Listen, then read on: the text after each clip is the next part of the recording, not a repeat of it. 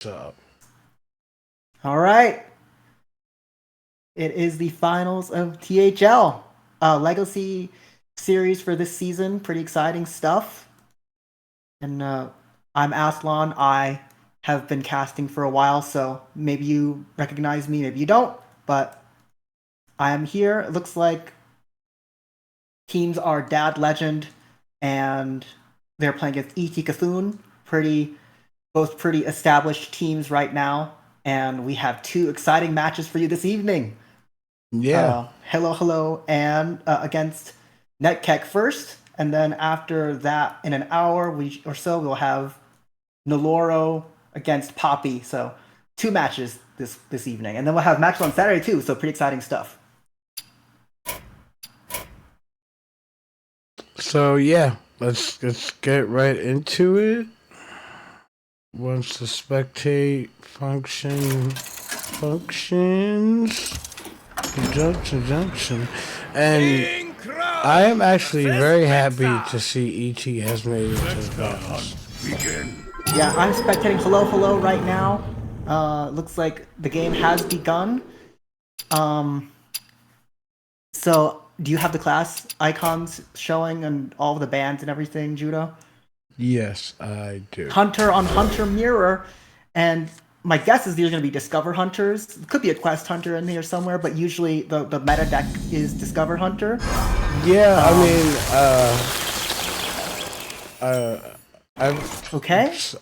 I've seen some people bring like the weird new quest, that new thing, but I would assume it's Discover. And being that we see Neri Neri and on the bottom side, yeah.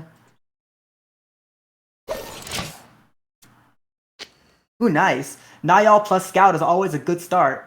But Hello is a little bit short on turn one plays. I just drop out the glacial shard here just to keep the hand empty and put something out on the board. And but he yeah, decides to leave it. I mean He decides to keep it. it could mean a lot later, but tempo is king, you know. And right now, there's gonna Dreadhound's coming down, and he's just gonna have board control.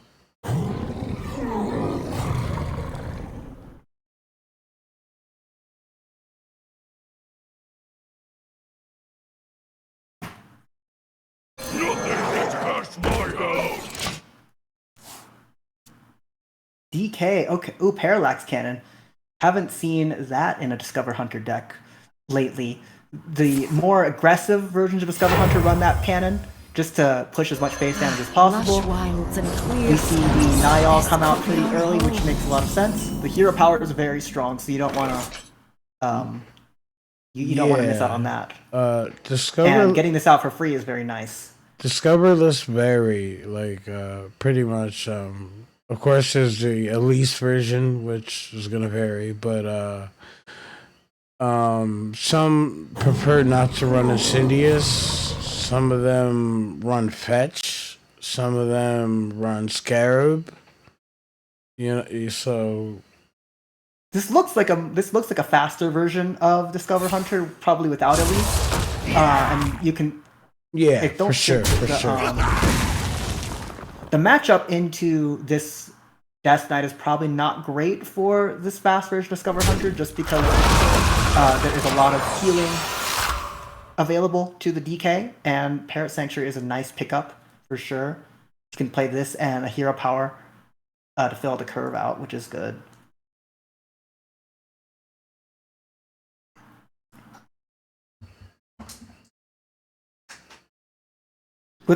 Can you see the cards on the Death Knight's running? Or are we seeing a faster deck or a slower deck on the Death Knight side? Oh, I forgot you can Yeah, as a blind person, we can't see the other side of the screen, so I'd have to actually switch to the other person if I wanted I'm to watch sorry. Nope, no I worries. failed to remember that. All well and good. So yeah, Nice pickup on them. we have a remnant of rage. We have a reanimated Predatorax, Nomelia, Zilax, and Ysera. So a whole lot of yeah. And we have 2 corpses, so can't really play the Predator Axe yet. Oh, another Predator Axe? I like the pressure is being slowly applied with the shard. I would have preferred to do that on turn 1, but you know it will do. Yes, because it would have forced on turn 1 it would have him to trade in with the Dreadhound Handler earlier. Yeah. Which wouldn't have, but it's fine. Like, what minions do you want to save that for to freeze when you're facing a Death Knight, right? Like, I guess minions you really want to freeze with Shard late in the game, right? I guess Revenant. The Ziliax will just heal up anyway. So. Revenant is a big body.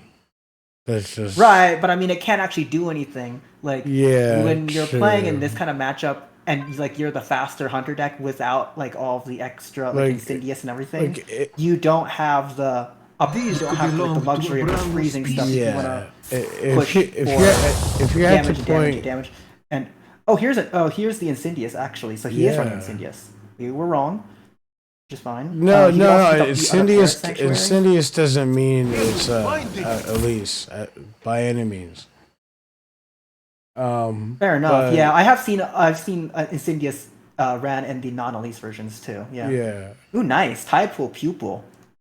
Not bad. But going back to the shard, like if it's at the point where you have to freeze a Zilax, you probably lost. Yeah, like I would. Yeah, that's why I would have just dropped it right away. Okay. Double Pupil is always good. Looks like Hello's trying to build up an OTK combo here.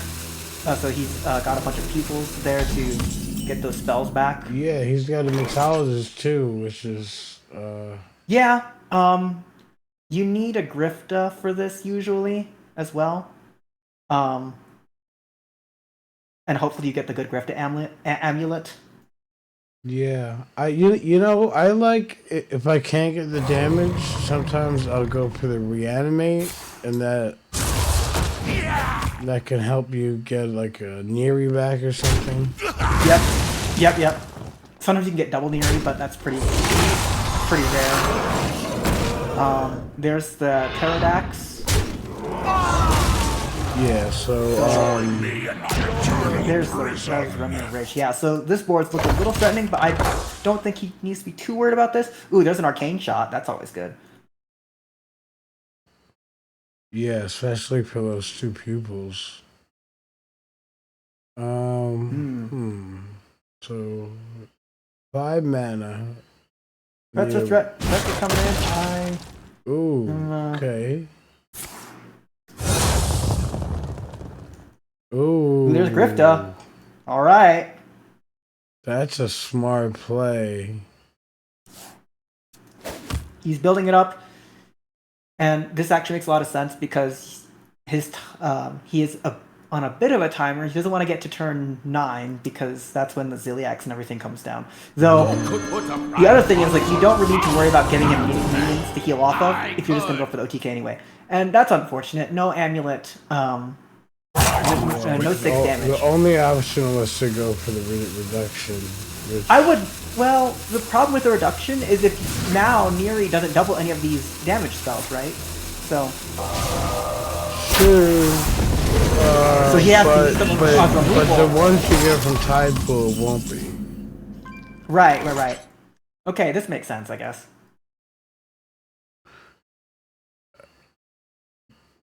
Because the other ones was heal. Yeah, they'll be ones. It was heal or what else? What was the other option? It was get through legendaries, which you don't have enough room for. So yeah. So over here we have an Xavius. I'm assuming he's gonna come down. We have the other Amelia's still out there. Yeah. We have one Infested Breath, a Creature of Madness, maybe could come down, a Morbid Swarm. And then we have... Breath wouldn't be bad. Then we still have one reanimated. Amelia could come out this turn. Would clear the board. I think that you go for Breath here. Because you can Breath the 4/5. You can Breath the 4/5 and then... Okay, that's not a bad idea. Breath the 4/5 and then Okay. Yeah, I can see that. So that was a quick pick. But we have Oh, there you go. Ooh, there's Sylvanas. Okay. Now things are getting interesting. ooh. Usually these runs Brewmasters, so So the dark gift for Malsadar is Battlecry triggers twice. Does that mean he drops 2 cards? I actually don't know how the double battle cry works with the Maladar. Because Good question. My guess is no. Yeah, because I don't think the battle cries I think it's one battle cry. It happens once. There's no 2 battle cries. You know what I mean? Right. Like I mean, if you do if you play like Shutter Block and Shutter Block, the second one doesn't double the battle cry like 6 times. It just does it 3 times. Right. So I think it would be something like that. There's a scout, right? Okay, interesting. Not going for the OTK. He's calling his bluff. He's saying, "I got bored.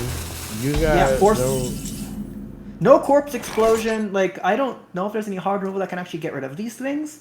So that was an interesting play that I wouldn't have made, but this is why I'm not in the finals of Legacy Series. So you know, we're gonna see the Nomelia. Yeah, but Nomelia can't kill the Neri. It's Neri is too difficult to kill. And we have an infested breath. Okay, yeah, 50% chance. Which will the leech will either bite this mixologist or the Neri, and we gotta figure. Okay, so he got rid of the Neri. All right. And here comes the predator. So that attempt didn't work for him.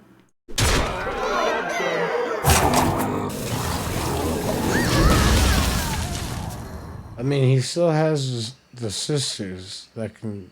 The sisters are up. I don't think the sisters on their own can OTK. Like the sisters plus an Incendious. Any Brewmaster might be able to. Yeah, he's got the Incendious. The problem is he can't get any more copies of the Sylvanas or the Incendious because they're in hand now. So he has to look for like he has to look for extra Brewmasters. There they are. All right. Okay, that's good. Ooh, strides. I like this amulet. Okay, yeah, there you go. Okay. So you can actually get a free Parallax Cannon now. So are you going to go for yeah, he's just gonna get a bunch of discounts on these cards. And yeah. Nice. Very nice. Okay. I told you discount was quickly. Yeah, I did not think about that. But Drink with me, friend. okay, Brewmaster.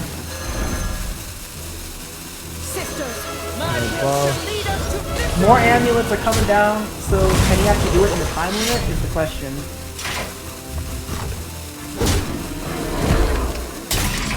alright, so and then we have a 5 mana Incendious next turn. He can have a 3 mana one if he just plays the other amulet here. Or the 2 other amulets too. He's really gotta get rid of that scout. Yeah, the scout's pretty scary. And he very much can. He's got a leech, a infested breath in hand. He's got a creature of madness. He's got the Malchadar with double battle cry, and Blobatar. So you can go for Okay, all right. He got a Zephyrus with double battle cry. Here we go. Now this battle 4 mana will trigger 12. Not that many things you can actually pull out of Mada's tour for 4 mana that would actually deal with the scouts. Like the map silence. The map silence is the only thing that would actually work here for 4. Shadow Flame. And then we also have. There you go. And then in hand we have an Equality, Swipe, and Twisting Nether. All right. Well, yeah, that's a pretty decent haul for Mm-hmm. The quality and for swipe, that. yeah. Looks like the both scouts have been used up, so there's no more scouts, as far as I know. Is that right? No, I think one scout was discovered with the what's it called? Oh, the Rengari. Yeah, both Rangari I'm scouts are used I'm up, I not think. sure. I think they're both gone. Yeah. So,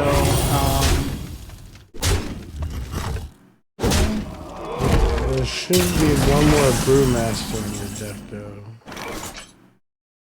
so he's hoping the Ziliax, if it comes down, he's thinking about the Ziliax coming down and doesn't want to let the Incendious, like he wants to protect the Incendious if possible. So, good idea with the alien counters. I don't know if it'll do enough, but we'll try. I'm Twisting pretty. Nether does get rid of everything, though So does Hello doesn't realize that So does the quality and swipe. equality swipe, yeah. But Hello doesn't know what cards he Mm-hmm. got off the Dream Planner, but I mean, you can kind of guess there's going to be enough, like, there's going to be 4 cards. Card removal Yeah. probably is in there, so. I don't expect Incendious to live. So he has, right now, 8 more damage with Sylvanas, Brewmaster Sylvanas. He could upgrade that to 12 if he gets the other sister out of there. So looks good. This I don't looks know. really promising. Even with Ziliax healing, the Incendious looks good to do enough to win the game. Ooh, there's the Blobbo and the Stitch Giant. Okay. Yep. There's a Mixologist. I think what I do here is I look for eruptions first to try and clear some of this board up. Yeah, some hero power and tracking. There's the other Ranger. There's the sister. We like the sister. Okay. Yep. I think I would have played Ranger first to see what spell you get off, and then play the second amulet. I would have maybe done tracking first. Or Bursting done shot. one and then tracking then the other. Deadly shot. Okay. My arrows shall strike down our foes. Big friend. Yep. 9. Sisters, And then- my arrows shall strike down our foes. Gets it to 3. Games. That is the game. All right. Yeah. Never underestimate mana cheat in Hearthstone. Yeah. Yeah. So the hunter has won its game. There is a warrior and a warrior and demon hunter left. I think on Hello's side, right? Oh yeah. I had Oh no, a paladin and a warrior left. Yeah, paladin and warrior left on his side. yeah. I had the bands on screen next flip flop. Yep, paladin and warrior left for Hello, and then for Netkag he has his DK hunter and warrior or DK hunter and warrior left. I think. Yeah.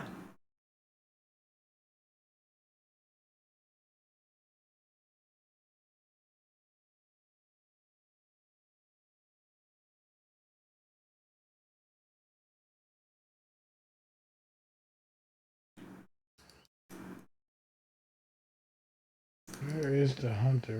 There we go. And Ned's DK is the one that's banned, right? No, Ned's hunter is the one that's banned. The Oh. DK was the one we just saw that play. So the hunter is the one that's banned. Okay. I did have it right. I had a brain fart. That's what happened.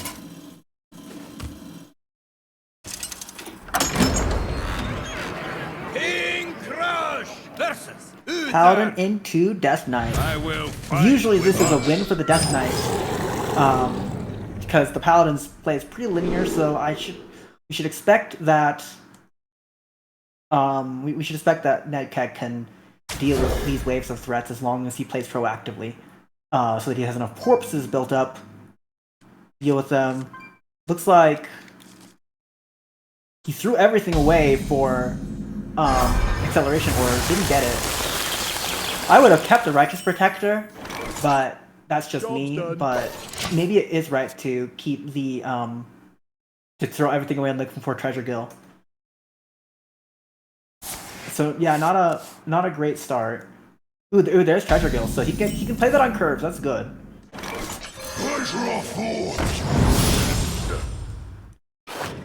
Because 4 mana is super influential in the Paladin for the Paladin. If you can get like a Haymaker going on turn 3 with a 4 mana play, like what is it? Not tank. I don't know if this is a Tankshineer version. I wonder. Guess we'll find out. What do you, Tankshineer is really good to play on for 4, but Tensioneer, what does that card do?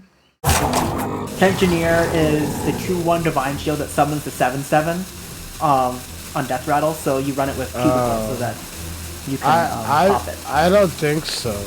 Honestly, I haven't seen these lists running it. They could be.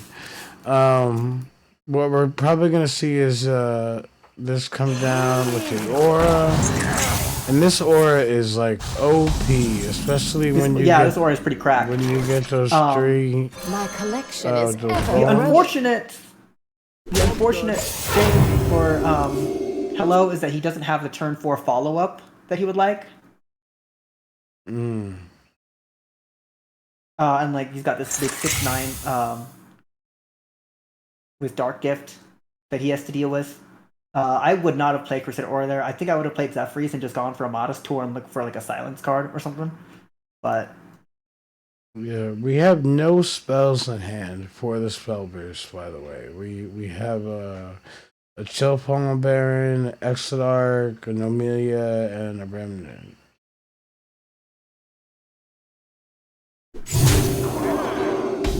so going for the face.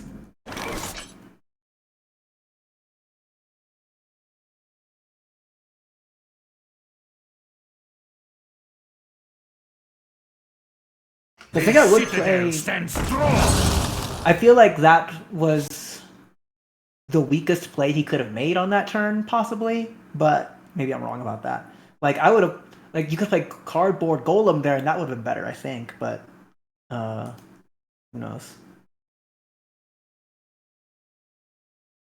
I'll be right back. 1 second. I'm here.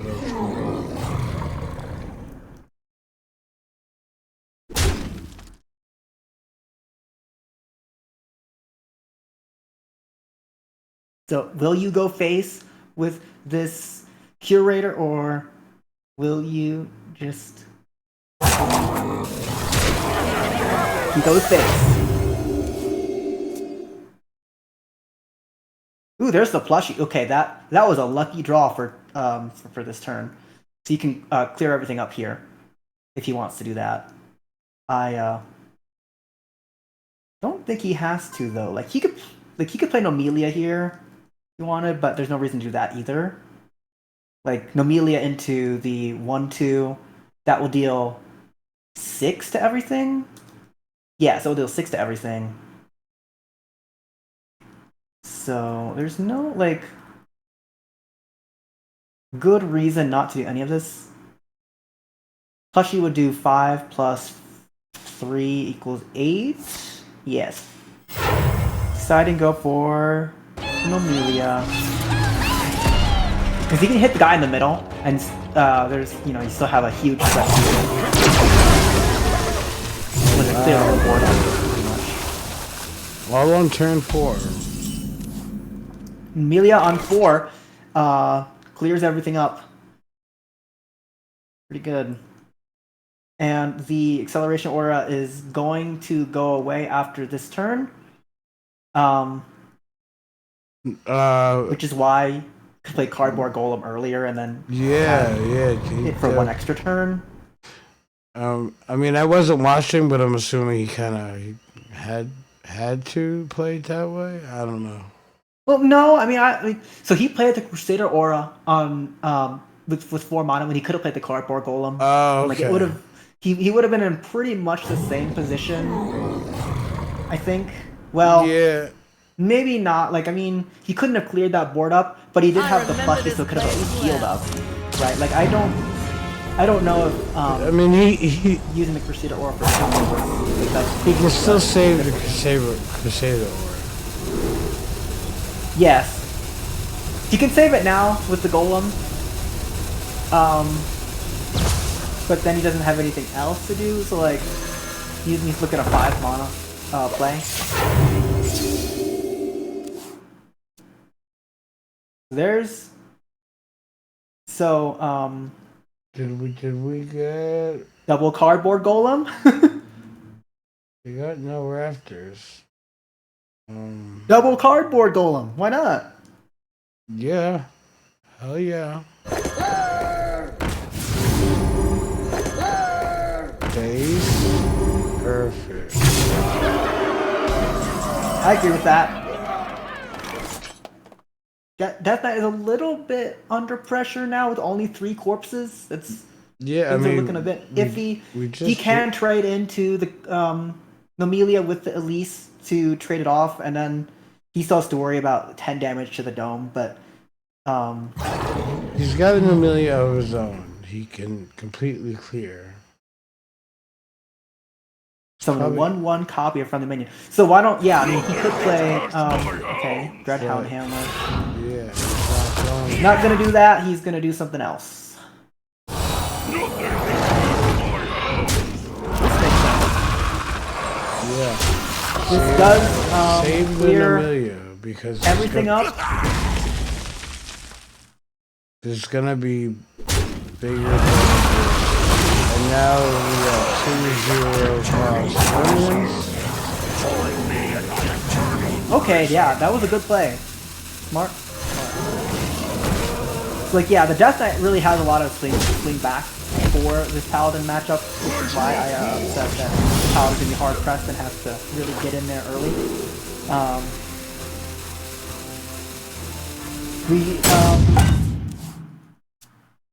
Okay, there's Galvin of Tomorrow, which is good. He has to wait 2 turns to play it. So if he played the first Cardboard Golem, he would have had Acceleration Aura on this turn still up. Like if he gotten both Cardboard Golems down, he would have Acceleration Aura up on this turn and been able to play the Galban next turn. I think. I have to think about that for a second, but I don't think he does get healing out of these. Both card Does get healing out of these. boards.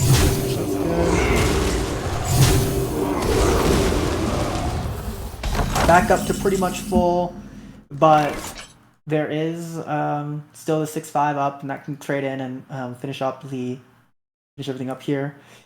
Anachronos in the hand is good for anytime you need to reset, but if you have to play that to reset, you're not in a good spot probably.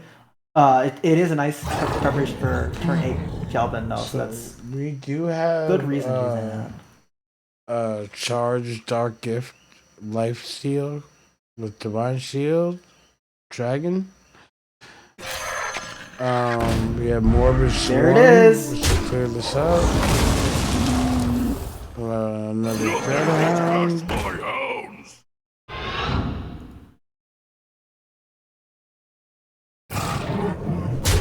Looks good.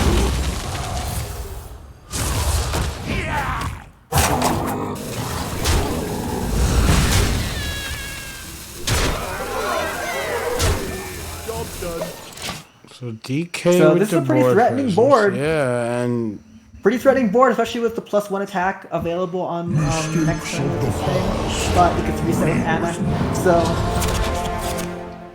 goodbye. he will have to worry about it in 2 turns again. But this is this is about as good as you can ask for if you're the Paladin player here. Board's completely empty and ready to play the Galban next turn, so that's pretty exciting.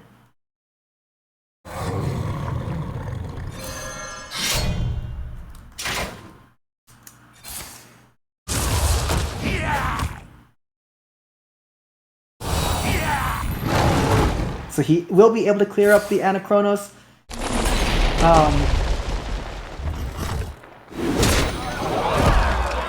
16 health. Job's done. Racing for the OTK. Or racing for the kill. Ooh, there's Taurus the Unbreaking. But this should be able to stabilize pretty decently. 4 auras are up. No resistance aura, interestingly enough. Usually they do run resistance aura.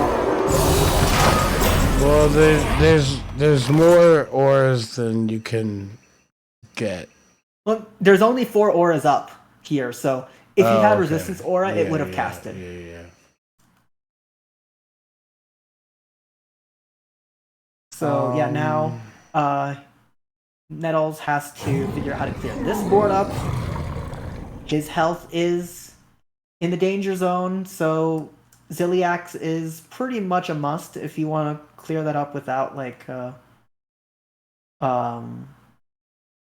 dying. Does he still? He still has the Nomelia. That yes, he would has, not he has do it, Nomelia. though. He can play Nomelia for free with Exlark. He has an uncorrupted Shadow Show. He could maybe draw with a Chill Fallen Baron or Corpse Explosion. I think he has to. The Corpse Explosion. The problem here is that the Drake is on the right side, so he can't clear it. So he's gonna go for the Corpse Explosion. And it actually does clear everything up. But all of his corpses are gone. Stitch Giant is up, so looks good. That's what you could ask for. All of his minions are back. Pretty scary.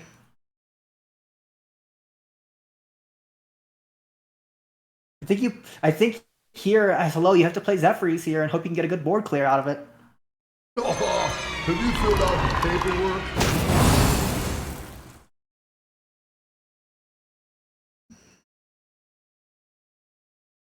Or do you try and go for the Hectic Tour and win? Just go for the kill, but goes for the Monus Tour, and Vanish is a great is a great card for this. Yeah. I think I just dropped that right away.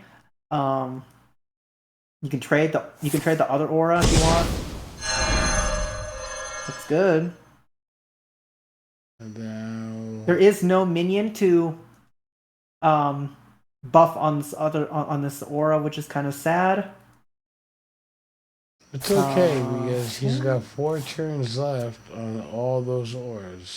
That's true. The double card wars on them is going to put a lot of pressure on these guys. There is Giant. No goodbye Giant. Yep.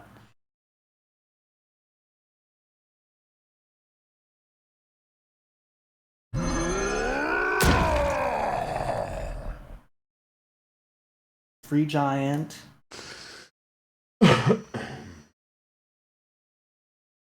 He could play a Crafter's Aura at some point in that time.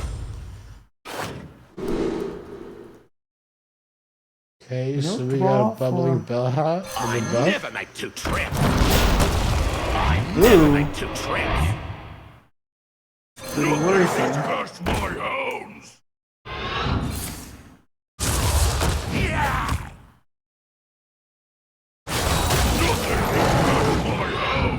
Okay. The Foam Rangers?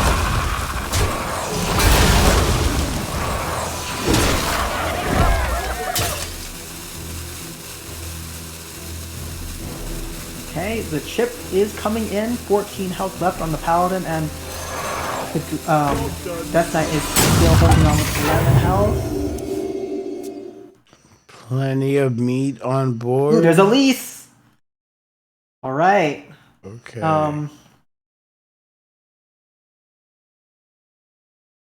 So he could either go for an Elise play or do another tour through with Zephyrs, which makes a lot of sense.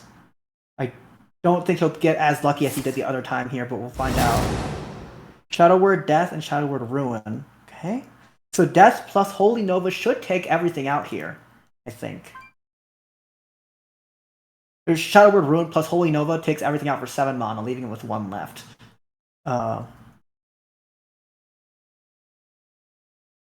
Well, it doesn't take out the Reborns on the Dreadhounds, but it gets close. And it replenishes the corpses for another hit of the weapon. Probably, with 5 damage in the hand I for 4 remember damage on the this I'd go board. for 10. Oh, he's gonna risk playing the Elise here. Okay.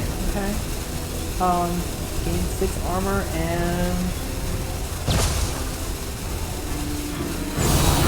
Ooh, plus 2 attack this turn plus discover a spell cost for less.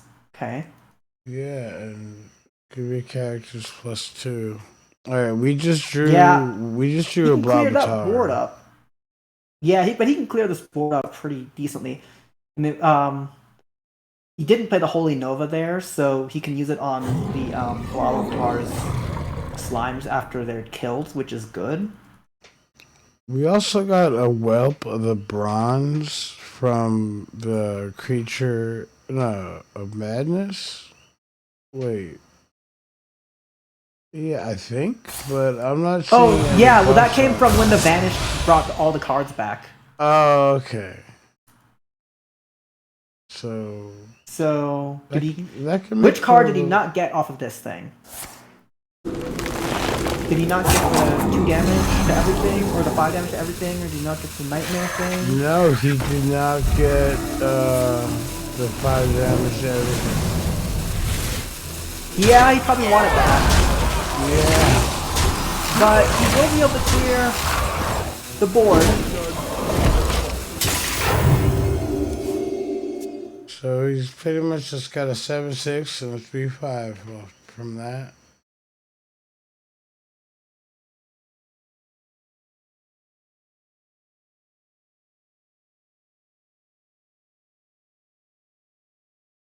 The Dreadhound does die next turn, so don't worry about killing that off. That's...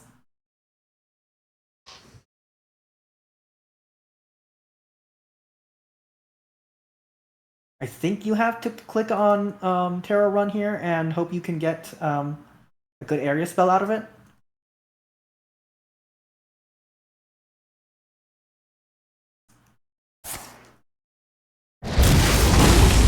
Yep, does that. Crafter's Aura. Okay. Reporting for duty.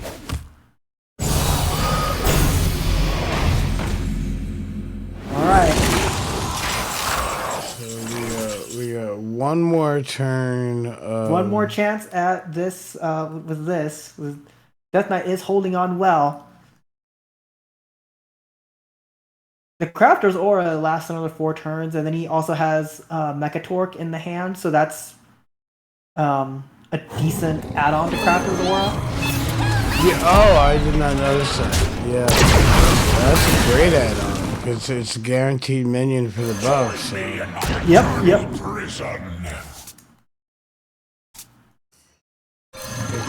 So like you could play Taurus plus Mecha Torque. He did manage to bait out the foam render here, so that's... The foam render is gone. We have a demolition renovator in hand. We still have the no locations. Xavius. The corrupted breath. You're merely a pawn. That is not what he wanted to see. Oh no.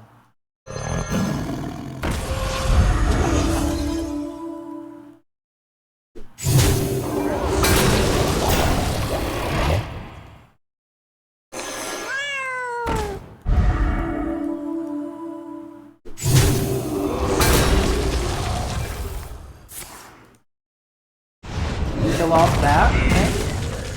Pretty good. The Puppet Master is dead without having done anything, which is kind of sad.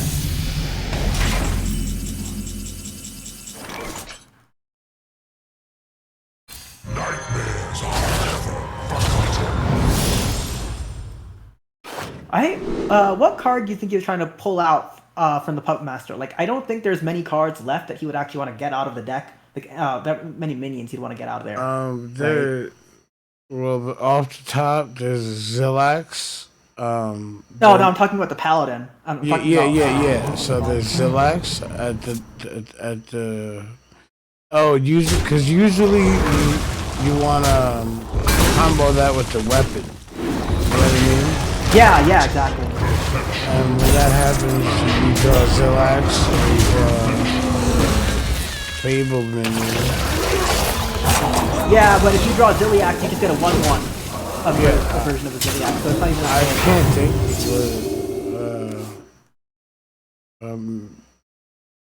because you played an Amelia, right? Nomelia's gone. Yeah, Nomelia's gone. Galvin's gone. You don't want Zilliax. You don't want. Taurus would have been good, but he's already got that. If you run Grifta, you might want that. I don't know. Maybe I don't he know if was this just deck runs desperate Grifta. for health and wanted had to drop it. Yeah, but I don't see any way out for the Paladin now. I think that all of his threats are exhausted. So.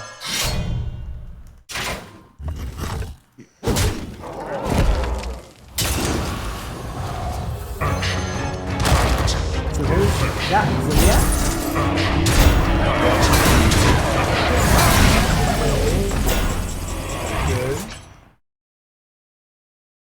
A wire horn swag. The citadel stands strong. But Hello's gonna play it out to the bitter end and see whether his opponent slips up. I mean, he's got Taurus. He's got his location. He's got another. Yeah, but this Death Knight's got removal for days, Yeah. so I don't think anything's sticking.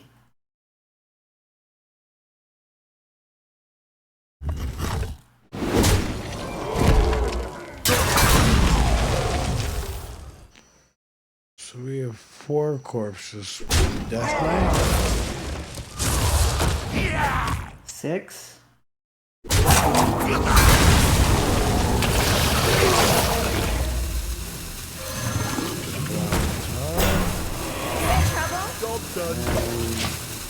The laughing district. This did use a lot. The Death Knight did use a lot of cards there. Okay.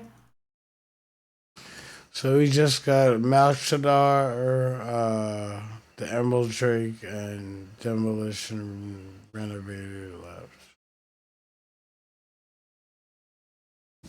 Wow. Okay. We draw a not very helpful card. We trade it in. We get an even less helpful card. We're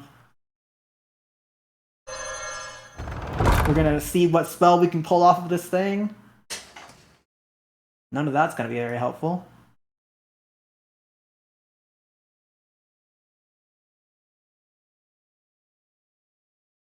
Three unhappy options. Which one do you pick?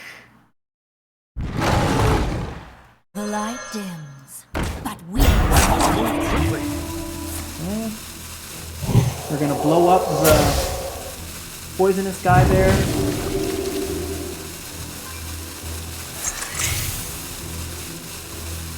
Play the treasure girl, I guess. reporting for duty. No reason not to. Alright.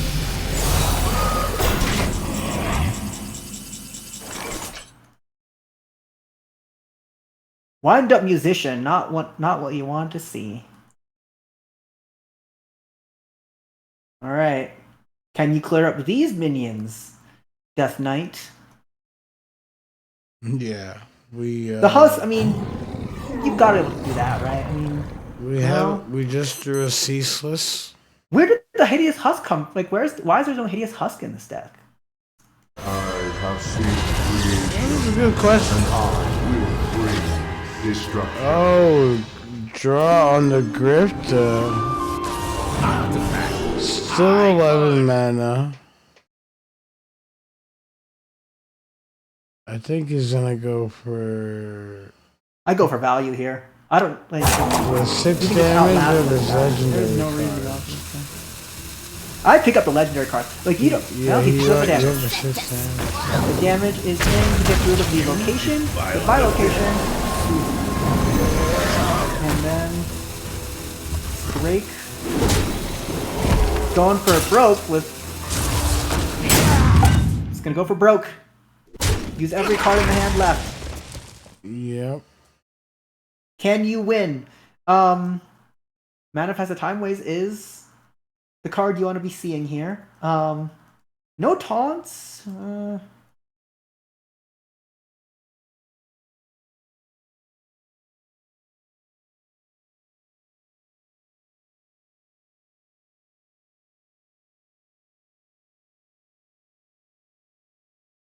I think if I'm hello, I'm always drawing here with my Ursine Maul.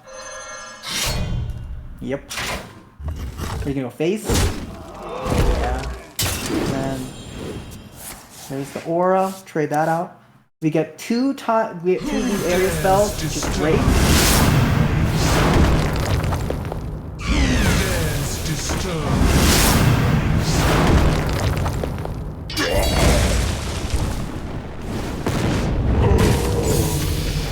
Clears up the board.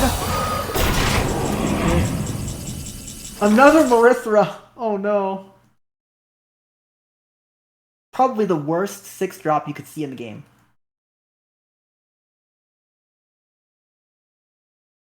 Alright, 2 cards left for the Death Knight, and 2 cards in hand, 1 card in the deck. All are nourished from Sarah its and 6 damage amulet. And a 6 damage amulet. Oh no.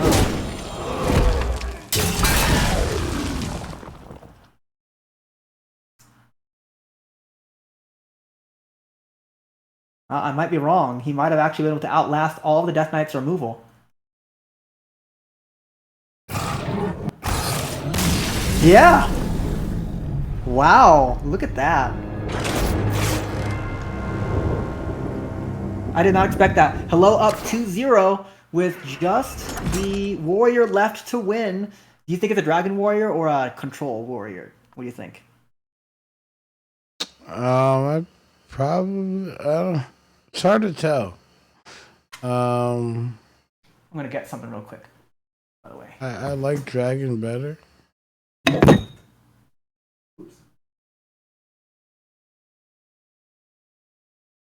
Personally, I like Dragon better, and but Quest Warrior is a very suppressive deck.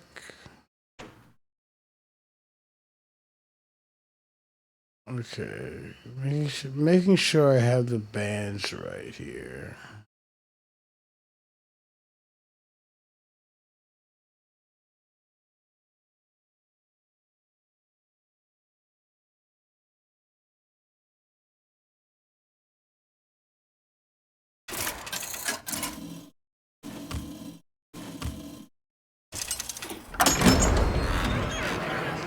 And back into the match. Victory or death! My power is vast and infinite. We have Halo's last deck, which is Warrior, versus Demon Hunter.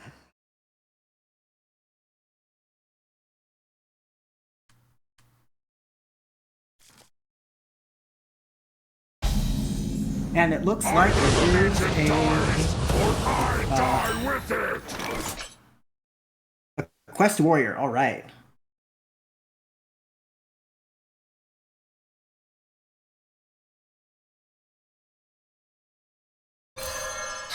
This is a pretty decent draw for mulligan for Quest Warrior.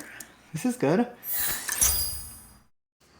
I think that the matchup against this Demon Hunter is good if you run the full draw package. So it looks like this isn't your standard Demon Hunter. It looks like it might be a Boxcar variant. Job's done. So do you think it's a version with blob or no blob? Well, there's a blob in hand, so we have it's got blob. We have another press the advantage blob. Could be a cliff dive. Infestation and a red card. Could be cliff dive. You never, yeah, you can never count out cliff dive here either. Yeah. The thing is, I don't think Cliff Dive runs press the advantage, does it? Uh, maybe it can. I think it can. I don't like. I don't see why it I couldn't. know there's a way. We have been seeing Elise in the cycle versions of the deck. Mm-hmm. The VS report that came out today shows it to be pretty good. So he may have updated his deck for that even just a few hours ago. Oh, did AVS report Yes. come out? Ah. Yeah, VS reports come out on Thursdays. I have to go check that out. And there's Hostile Invader. Saving the safety goggles for comboing with the Invader if he needs to deal 4. This is good. You could play Blob right here and Yeah. do that if you wanted. Dropping the blob, and then he's got a Fell Hunter when it dies. And he also has a return policy, so it looks like you're right. This does not look like This could be Cliff Dive still. Like we haven't seen Cliff Dive on the other side yet, so it's could be Cliff Dive. It's looking like it could be Cliff Dive. So, Big. I mean, I guess the other thing is you don't even have to kill the blob if you don't want to, as a warrior. Like, Yeah, it's 2 damage next time. you just let it. You can, because I mean it's just 2 damage, and you can easily gain more armor than the blobs are dealing. So He's gonna. it's probably fine to just Right, keep anyway. stalling and then get your. I mean, I suppose if the Fell Hunter dies, he still has return policy. I remember this place. I am like, I think if I were Hello, I would have saved. Like I would have just not attacked either of those minions and just saved the Precursory Strike, so that if he does play Fell Hunter on 5, then he could just kill it off and doesn't resurrect anything. But maybe he wouldn't have played it then, and he would have just kept on going on with damage. So gain 3 armor, discover a spell, cost 1 less. Okay, we draw another Fell Hunter. Maybe So, yeah, drop here- Elise this turn. I would drop the Elise, I think, like,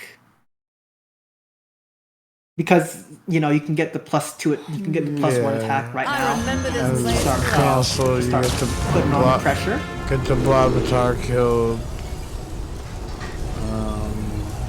Then make a copy of the Fell Hunter if you want, or He went for a 1. Summon a 1/1 Yeah. copy. And discover a spell. So there's the other Fell Hunter. Trade into the Elise with your blob, and then got a return policy. oh wow, yeah, blobs for days. Not enough time. Yeah, I'm gonna just trade right here into this Elise.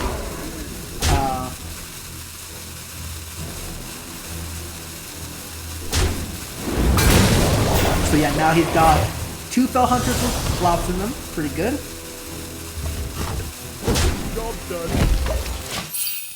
think you have to play unleash the Crocolisk here, and then Invader.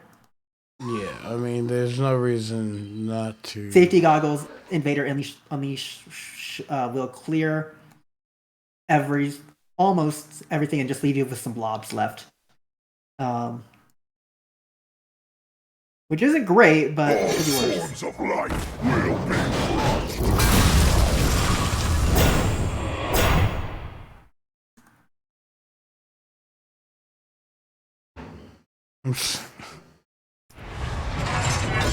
Okay. Well, I guess he wanted to trigger it, and then. Like, I think I would have played Unleash first, and then played I would have played Goggle, and then I would have played Hostile Invader, and then Unleash the Crocolisk to deal 4, and then you have all the armor. The Crocolisks don't have enough room to spawn, I think. Yeah, I mean, I'm wondering if he did it just to trigger but that's not the case. Looks like that was a slight misplay. What do you say? I think it was a misplay. Well, I mean, actually, yeah. Well, no, he still has the same amount of armor, right? Yeah, I mean, it probably doesn't matter that much, I guess. Yeah, no, I And he don't think doesn't he like the did. difference is uh there is no difference. Yeah. He still played that. He still played that. Yeah. Huh. Weird. Maybe. Bad form.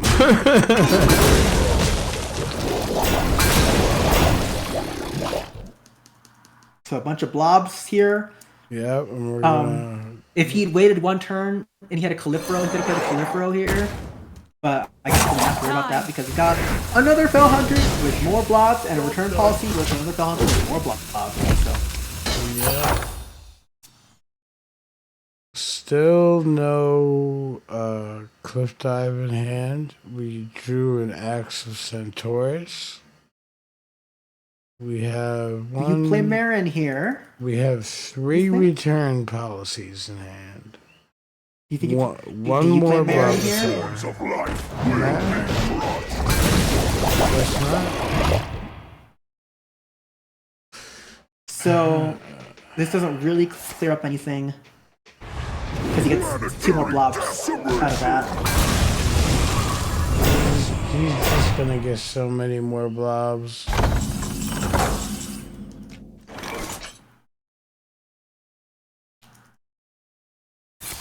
But really,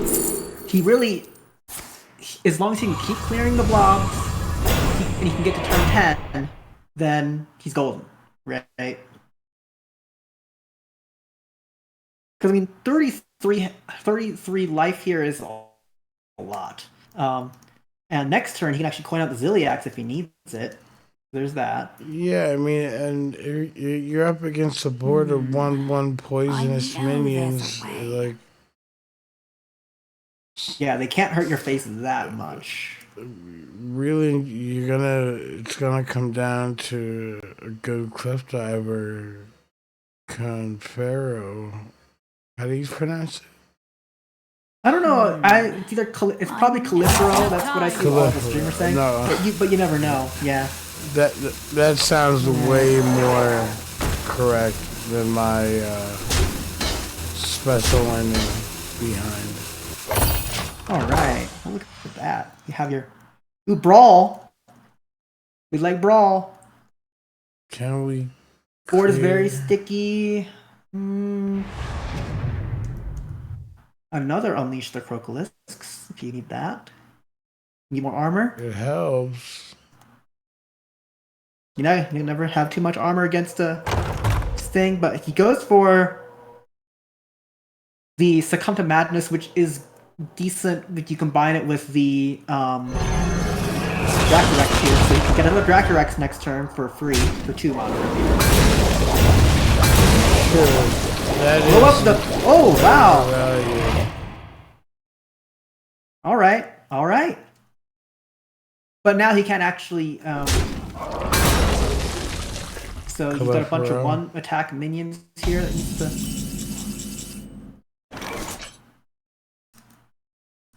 Okay, no Yeah. Cliff Row. In hand, we have a Grim Harvest, Cliffside, which doesn't help. Axis Centaurus, Blobatar, 3 return policies, and a red card. So this is probably just the standard. This is probably just the Brox with the blob with no cliff dive. If you haven't seen cliff dive already, like, it's probably not cliff dive. Yeah. But So this is just a cycle variant trying to. I mean, I'm surprised you've seen no it- Brewmasters. yeah, in the cycle variants, you see patches. Yeah, you can see patches and everything. I haven't seen like a brewmaster and no remnants of rage. Um, Where's my remnant of rage? Right. Yeah, that's another one. I'm not really sure about this. Okay, so he can kill off the Bell Hunter here and then bring the dragon back and kill out everything else. Ball. So yeah, he can actually kill everything off with. Yeah, now we can bring the dragon back safely. Back. Yep, the dragon will not. Will dragon not will clear everything succumb off to here. poisonous Pretty good. damage. Like But I would will... play, I would just push for more armor and play and then play the dragon here. So best play. All right. No! Why would you do that? I guess it cleared everything. Yeah, you could have.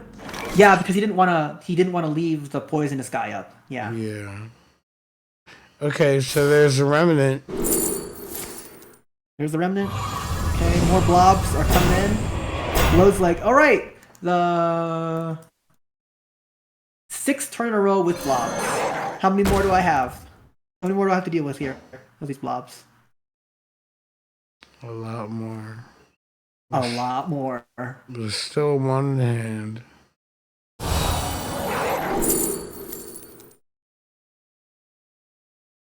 Do I play Marin the Manager here just to draw some cards? Next question. I would. I would go Marin and I would fill up my hand. F it. Okay.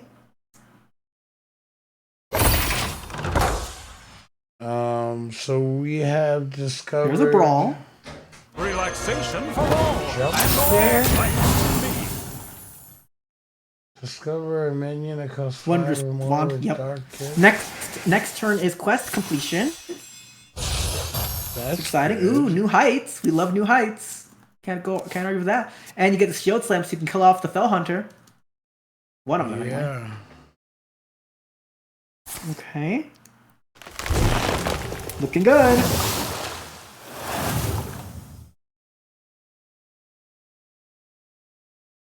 So, I would consider...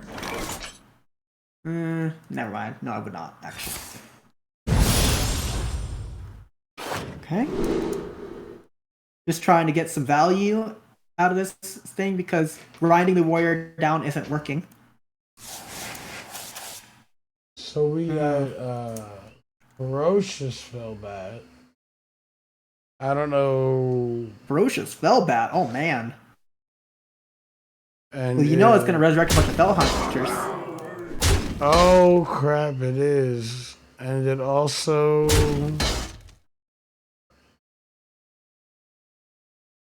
Yeah, it has the 2 less dark gift bonus. So let me cost 5 mana. Yeah, he could drop it right now. He probably doesn't need to. He can just save it for another wave of blobs. You can just clear out this one. There's Remnant. Played it for full cost, but there's no reason not to because his board's already filled up. So yeah, he's doing another. Just keep putting on the pressure. Put the pressure on. It's the only way to win. He also drew a climbing hook, which looks like it's gonna be pretty sticky. There is quest completion. Our okay, Ancient of Yore. You can never argue with that card. I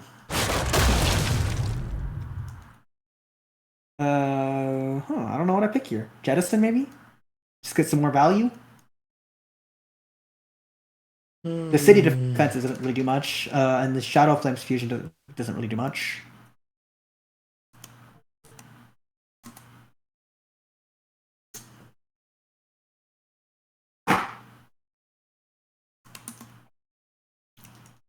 Why did you not play your coin? Is my question. Yeah, Jettison would.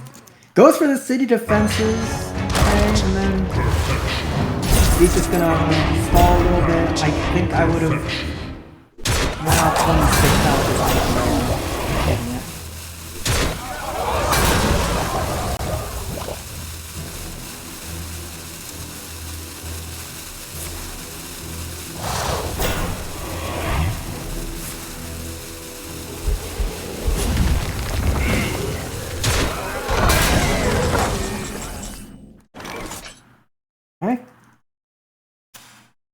fell hunters left.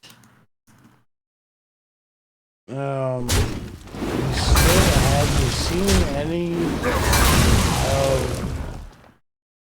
the Demon Hunter one Rockstar cards there? Yeah, that's weird. Okay, the other blob is up now. One set of one pair of blobs is up. We have 1 mana. I know One there's a way.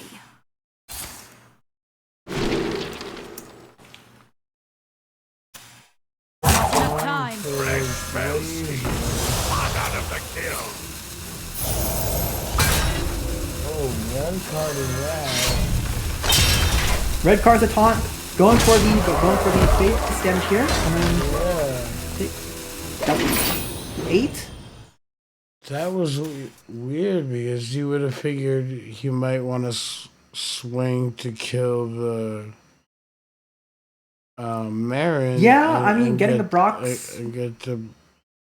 Yeah, getting the extra portals maybe was better, but I don't know. This must not be Good question. a deck related to Brox at all, then, because. Yeah, I mean, we haven't seen any Brewmaster.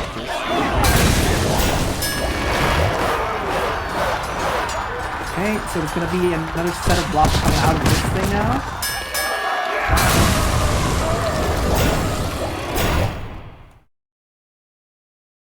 Not what you want to see. I feel like you have to play like Latorvius into not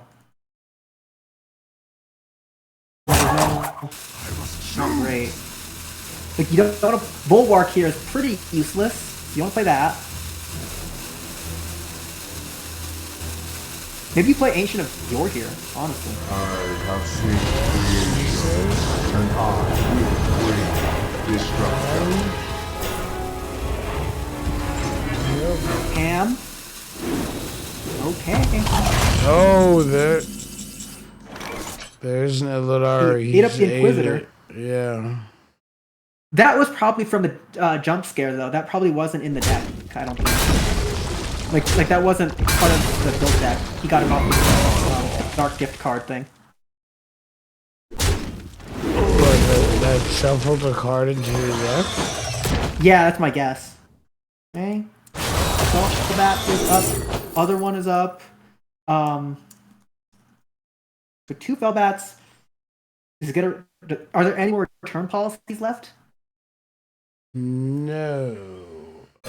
Yeah, so can't really force. He's got a 1 mana remnant, but to drop that.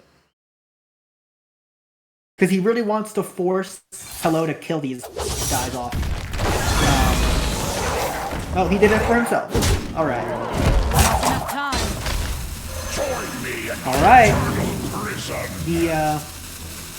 The lethal threat is quite real now. Job done. Lethal threat. Why didn't you could have attacked? You could have gone face there, right? I am the eyes of my people. I see all. I don't. Megafin and Sulfurous. Not great. I think you have to play Bulwark here. And then he can go for the. He's looking for the time warp. That's not a time warp.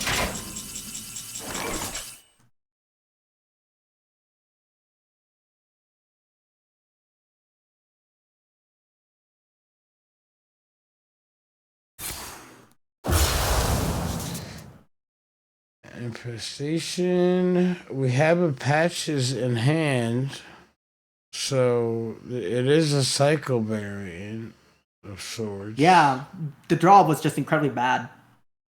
For if you wanted to cycle, but probably fine for this warrior. Really. So he's gonna pop the Bulwark with these guys. I don't know why you just eh.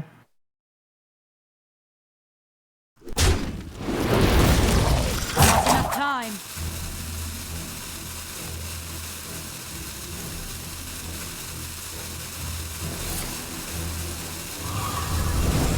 Grim Harvest.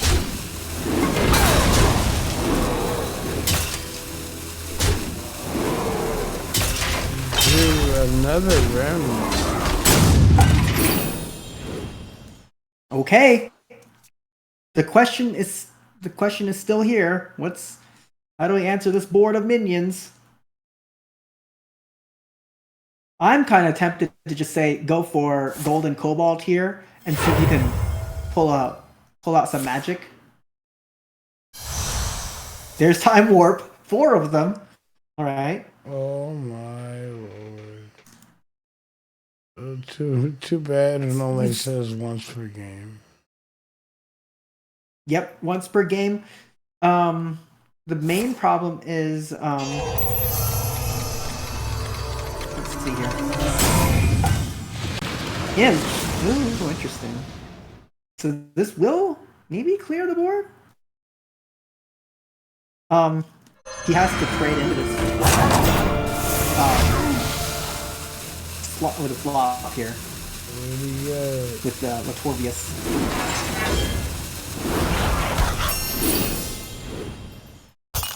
What did you get? Califro? Sky Mother Aviana. Okay.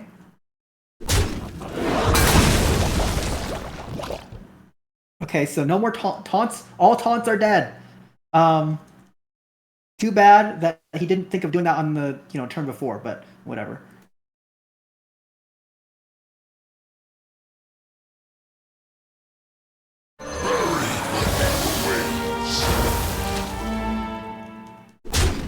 Wait! Oh, if you go King Malik, then you can feed all of the bananas to the You can feed all the bananas to the set because that would give your guy like a billion attack, right? He didn't. I don't think he did.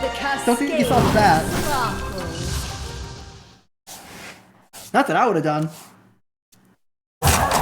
Not good. Wait. Oh. Okay. Okay. The Legos. No, that won't really help you. Unfortunate. Whoa! Okay.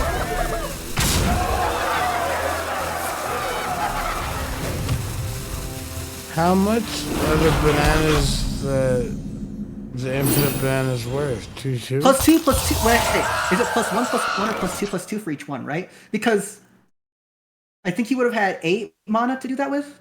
If he played... No, he would have had 6. It was 8 or 9.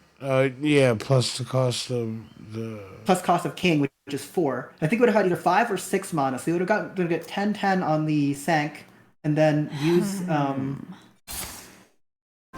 Well, the problem is he had to rush it into the Fellbat. Catch me.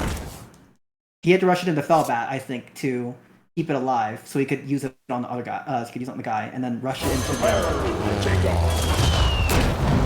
So he could have gotten. He couldn't have won. He could not have won even if he had gotten all the bananas into the thing. I don't think, because I think he would have had to deal 10 extra damage than he has, and Demon Hunter has 18 health left, so it would have only gotten him to 8, I think, even if he'd gotten all the bananas into it.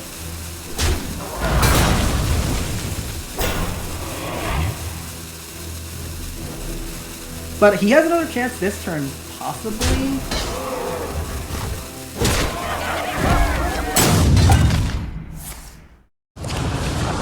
Second portal.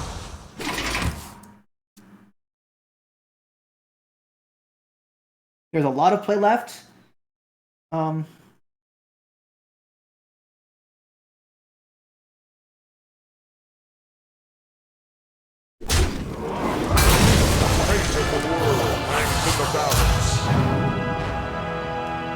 We pick up Succumb to Madness here, so we can get another Dracorex. Is that right?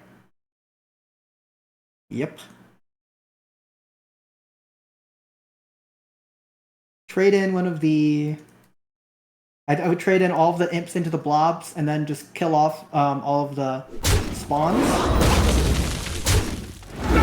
Base. Yep, that's fine.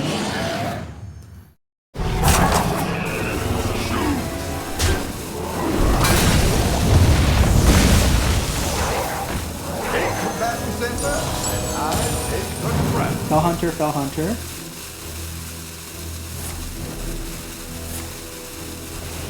Why are you not? You could have won here! Oh, never mind, he went anyway. Wait, no, you could have won here! Have you played King Malik and then played all the bananas? Oh no!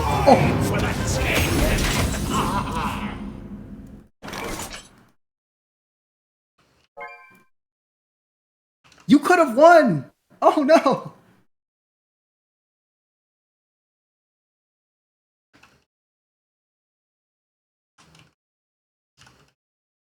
Still, I don't know how Maybe. Nettles can deal 24 damage in this turn with minions. So it's probably a moot point. But he had lethal that turn if he'd played Malik and then just played a banana on one of those guys and just gone face with it. I didn't get all this gear just to lose it to some nobody.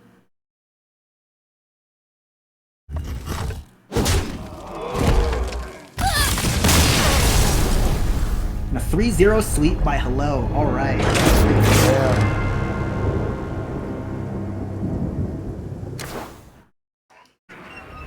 Let's see if they are up for an interview.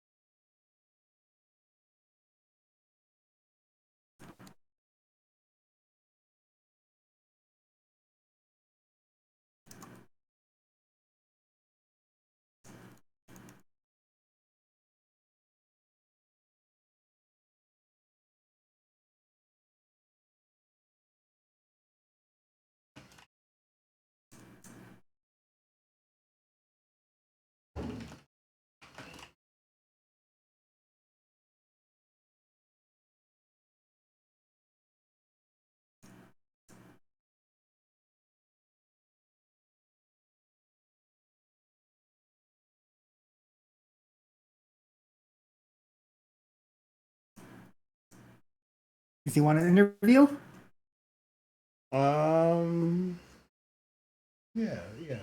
I think, I believe he said yes.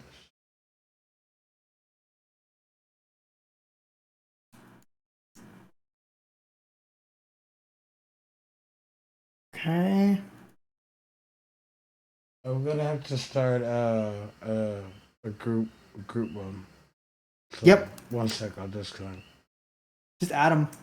No, just add him to this thingy and then click add friends to DM or whatever it is, and then it works. Okay.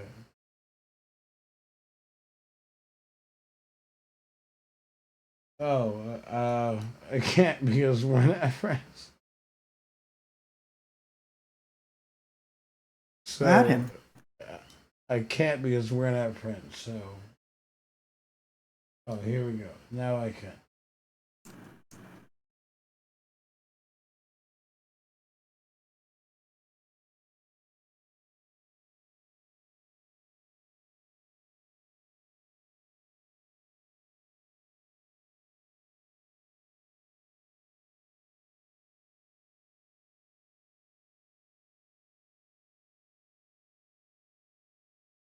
Hello? Hello, can you hear me? Yes, I can. And we have Athlon back with us. Athlon, you here? Yes. So, congratulations. Nice sweep. Very good. Very solid play.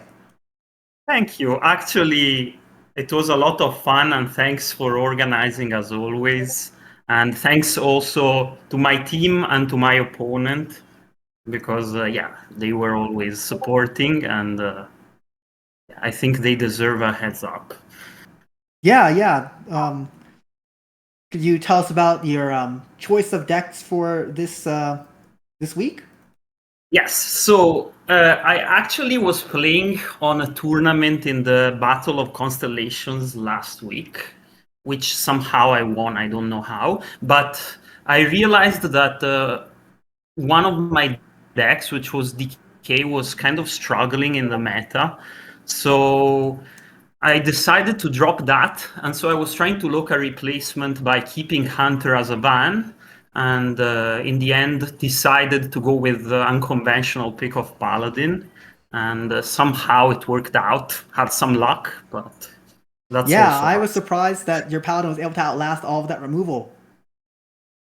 Yeah, that was Yeah, I impressive. was really lucky. I went for the one out I thought I had, so yeah, I was lucky there. I got Yeah, for rewarded, sure. but I was lucky. That's what you got to do. Look for the outs. So, to wrap it up, do you have any specific shout outs?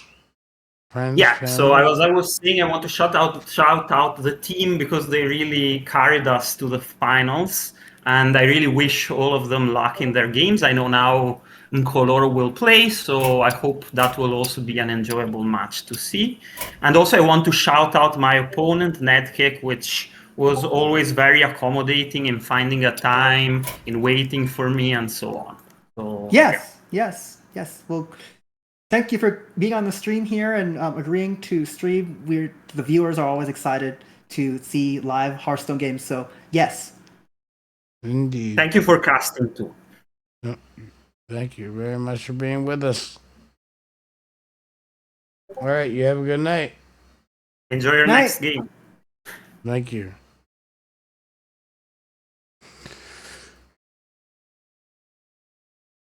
It looks like that So, is Niloro versus Poppy. coming up next, we have Nicoro and Poppy. And Nicoro will be on the bottom and Poppy will be on the top. Yeah, let me get into this game.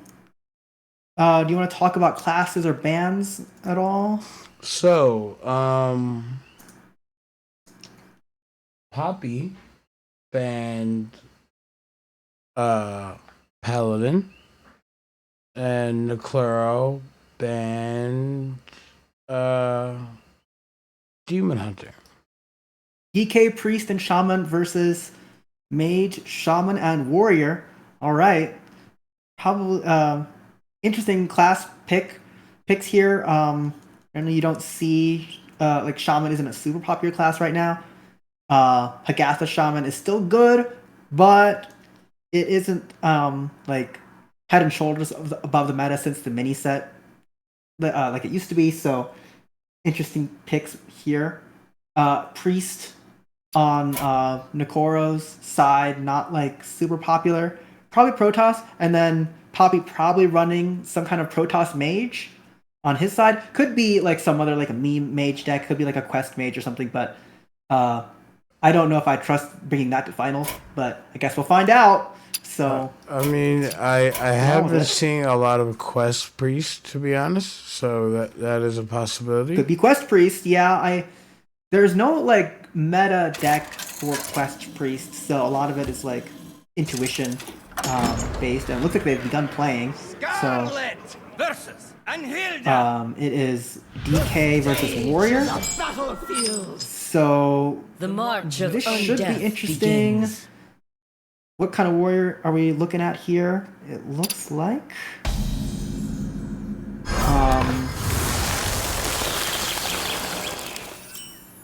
what kind of warrior you're looking at here? Job's done. Ooh, Creature of Madness on 2. I do not have that player added. Can you not look at the other player? You can see both players, right? No. Quest Warrior. Wait, you need to have both players added to spectate both players. Yes. So Quest Warrior on top side here. So this is going to be a game of attrition. Pretty much, the Death Knight doesn't really live into the late game because the time warp play is pretty inevitable. Whereas, so I think Death Knight has to play the beatdown deck here and just try and exhaust the warriors removal and prevent him from playing Quest Reward on 10. Yes. So, in the Death Knight's hand, we have a Giant, we have a Dreadhound, a Blobatar, a Sadrasil, and Blood Thistle Illusionist with Reborn on it, which is pretty sticky. Pretty exciting here.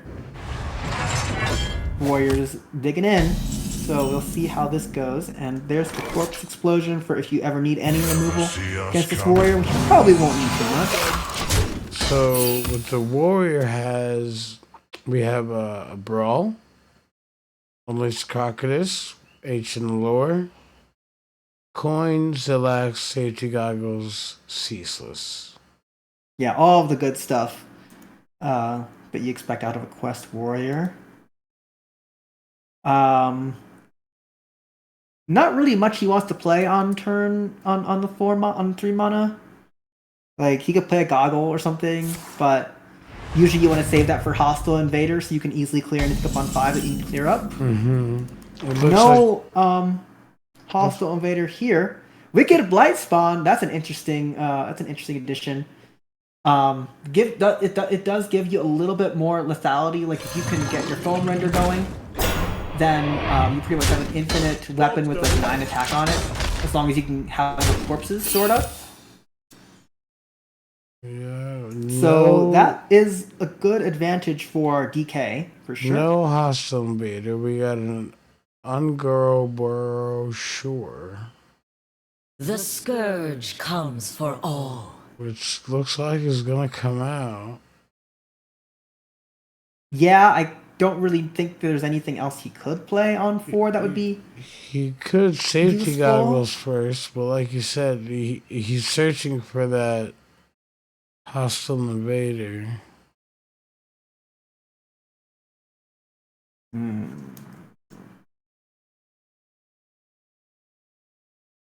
The board state is kind of difficult for the warrior, just a little. Not like it's not scary. It's not too scary if you have a lot of armor. But here comes the brochure to draw a few cards. Turn 5. The main thing you worry about on turn 5 with a DK is if you're a warrior facing this DK is leeches. The leeches can start coming down pretty soon. There are no leech cards in Death Knight's hand, but you still have to be worried about that. Like a turn 6 Hideous Husk is pretty unpleasant if you're a warrior here. You don't have any removal, really, except for Brawl.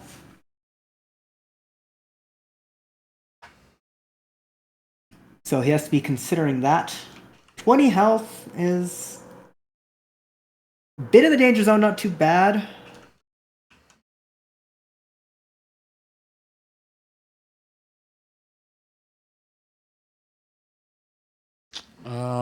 So we got There's the invader. we also have a Bobbin for the freeze, and we have the big dragon. There's Goggles. Planetary decimation!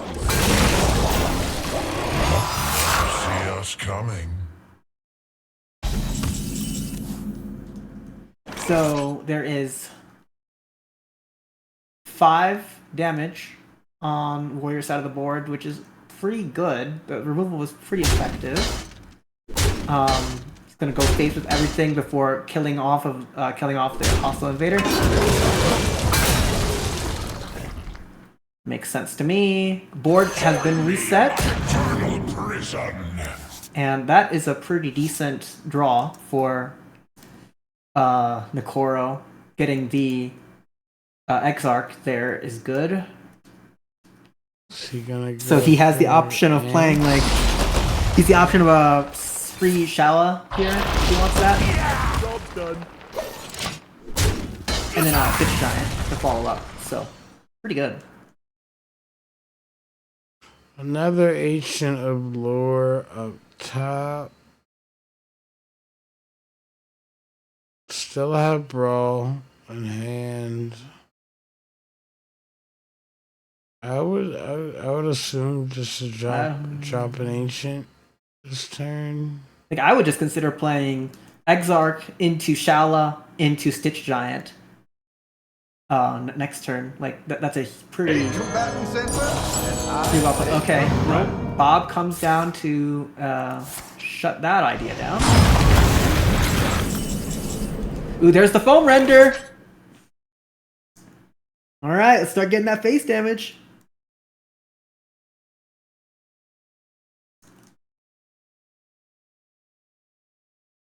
Quest reward is still a ways away for the warrior. You defiled the dead. He decides to go for. Is it Shala?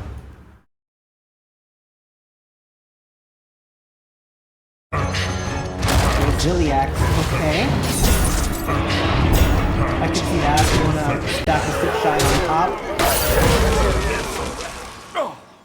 He probably doesn't want to play into Brawl too hard, so... Oh, wait, no, his board's full. Never mind. Yeah, did you have to force out a Brawl so he could play the Probably force out a giant? Brawl, yeah.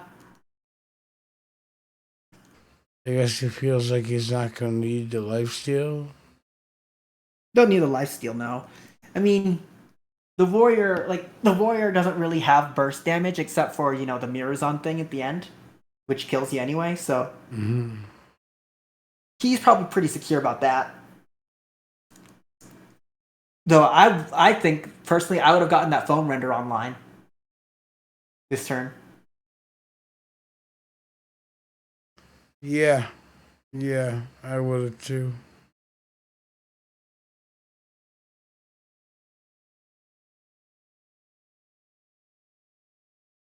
But, like, this is a threat that does need to be answered. Yeah. There is like, a full board of stuff which is threatening lethal. So, okay, Raptor X does remove everything. Alright, very good.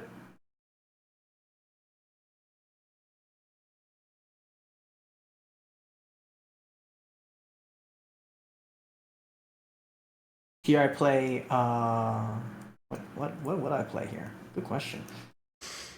Clever, aren't I feel like I would still play Foam Render. I would still play Foam Render here. And then maybe like play Stitch Giant. And then like just leave that as the only minion up so that he has to trade into it with the dragon. They go face the foam render. Yeah. That way he gets no AoE value with the dragon. Yep. Or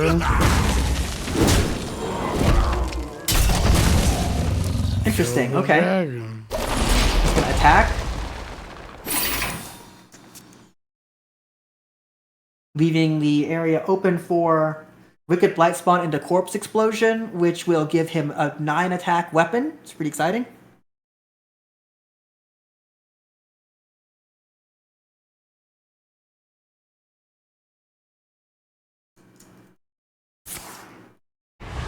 Up top, we have Drawing. we have a Bullsworth in hand. Still 2 ancients. Gonna go for armor gain. This makes sense. I think I play Ancient of Yore here because, like, why the hell not? Maybe Unless he can Annalise clear, comes clear this down. board up. The board, I mean, he really does need a board clear, even if he's got 36 health, just because, like, this damage is gonna add up real quick. fleeting? Yeah, he's got a brawl. Like, I feel like I think he's deciding whether he wants to brawl here, and he does. With his luck, the 8/8 stays up and everything else dies. Nope, just the 1/1. He got everything that was important to kill. Good. So here you can play Blight Spawn into Xavius and start going face. Looks like he wants to Sadras. Clever, aren't you? Other option is playing Shala here and getting like cards going into that, but I think you want to wait and do some board development instead. He agrees. What is the card that comes up?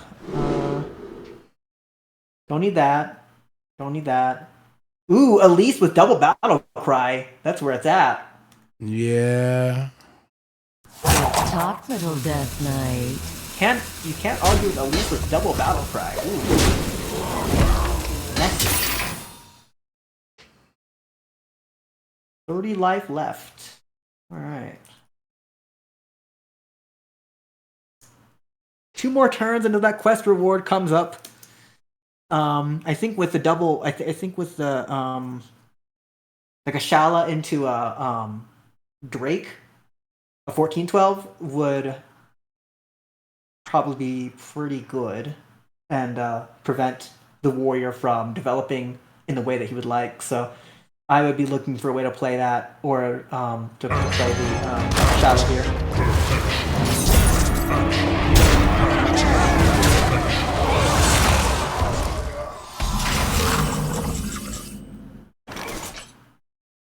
Reanimated Pterodax is what you want to see.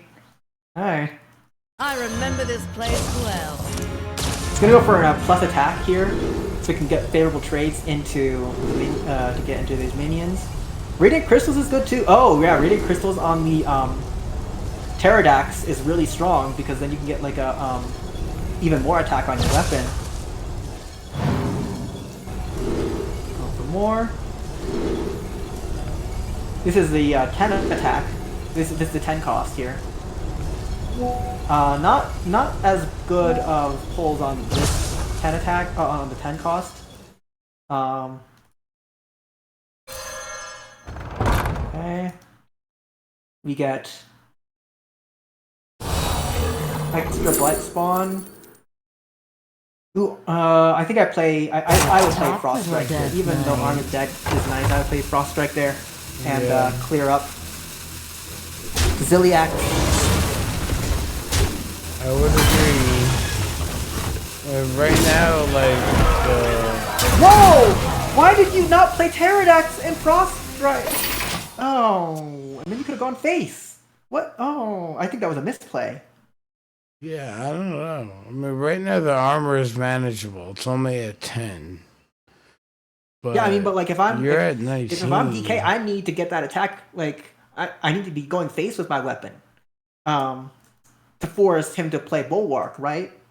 Yeah. I don't like that. I do not like that play. Not one. I remember bit. this place well.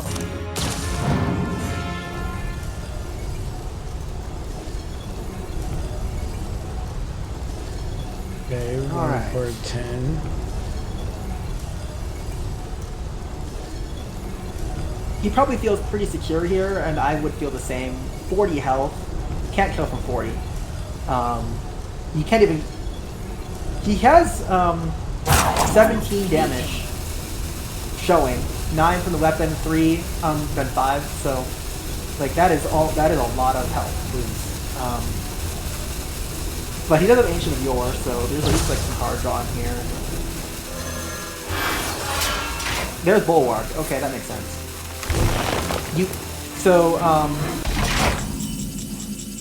Nakoro can pop the Bulwark here in one turn if he attacks with everything in hero power, or and I think that's what I would do, is just pop it right away.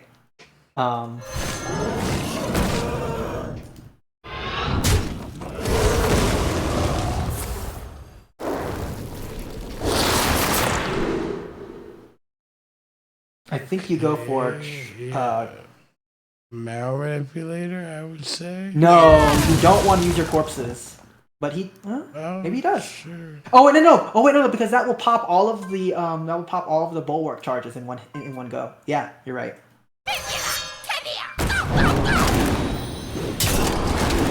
But he just doesn't get to attack this turn.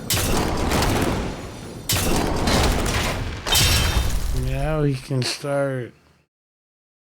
Well, not yet. Down. He only has one corpse, but after this he can. After this turn. Going for a full 4 so we can have enough corpses to swing next turn.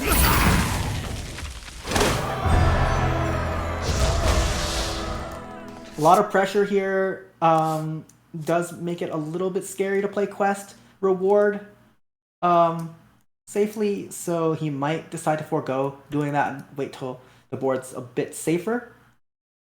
Yeah, well, we have a 24 mana ceaseless in hand. We have the bouldering buddy. A 10 mana location, which is a copy and 12 armor. That makes sense. Gonna draw some cards. It's It's good to have a pretty much empty deck by the time you play your quest rewards. You can just draw quest rewards out of it. Okay, so this makes sense. Two big bouldering buddies and get rid of the scariest. Ooh, there's Kerrigan. Interesting. A 5/5 copy friendly minions. You could play. He's got 41 health. 8 damage on the board, 11 damage from the 11 damage on the weapon. 6 damage if you play Ghoul and then summon a copy of the Ghoul plus 3 from Kerrigan. So he has 27 damage queued up here. Or you could do that. I don't know if I agree with that. Because like he about oh you play Shala here. I think Shala actually might win. I think if he played Shala, he could have gotten to 6. I think could have made lethal with Shala.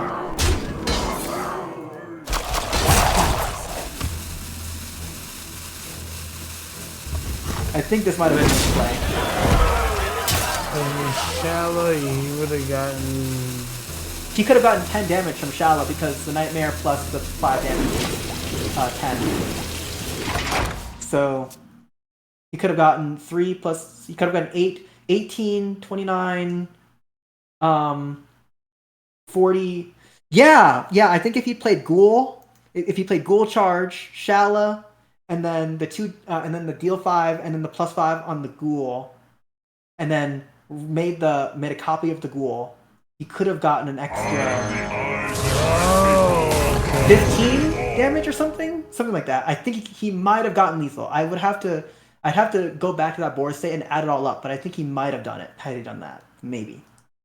You are safe now. I never thought of. But now he's got back up to 40. All of that work has been undone. Oh my lord. I mean, it's probably still doable because he still has the Shala. He has this location here with the he's pretty much good on corpses. But now he's on a really, really swift timer because he has to be worried about Time Warp coming down, Time Warp Mirazon, or Time Warp Galvadon coming down. Well, his Zerg, and survived. I mean, is almost 0. Like he has no armor gain, pretty much. This is about as much health as he's gonna actually get. Why are you not playing your Shala? what? It looks like his I am arm's so useless. I am so anti whatever play he's making right now. It's pretty wild. Oh, he left his own first cow? Oh yeah, he had to make some room. That makes sense. And then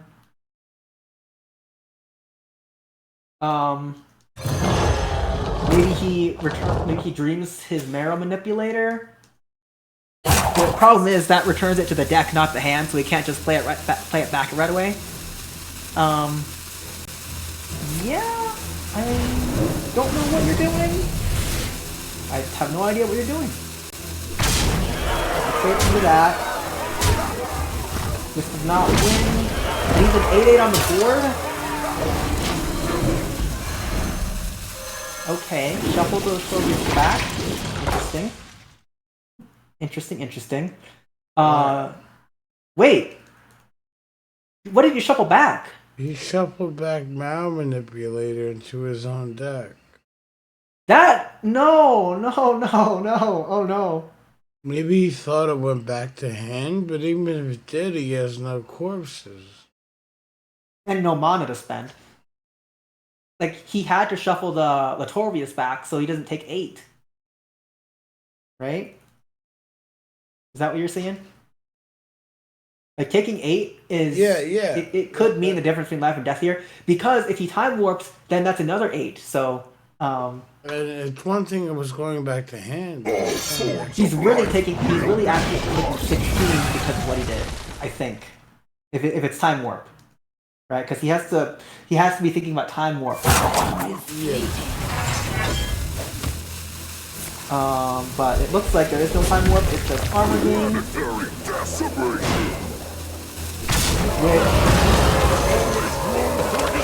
Luckily for him, he doesn't have to worry about that. Gobble. The hams don't eat up important cards, which is good. He's got a Corrupted Awakening should clear everything up here. Oh, not this big ham. He has to trade into the ham first. Each player has a ceaseless. Yep, they're both free. I mean, you could use the ceaseless here. 29 health, 11 attack weapon. He decides to do it. And I will bring destruction. Okay. I would consider blobbing and copying the blob here because that would protect you from time warp stuff to a certain extent. Of course, you have to worry about the ceaseless on the other side. Infested breath, not too bad. Actually, no, you play Ghoul's Knight here. You need corpses. His corpses are about to run out, so he needs Ghoul's Knight there. I think that play was wrong, but he's it does force the warrior to use removal to kill all this stuff, and that will bring his corpses back up to a comfortable level. Okay, just chip. So 11 attack Bowrender is putting in a ton of work. We'll say that. Lethal is threatened if he doesn't do anything. He needs to do some armor gain or put up some taunts. Because otherwise that weapon just hits him in the face. For 10. And he dies.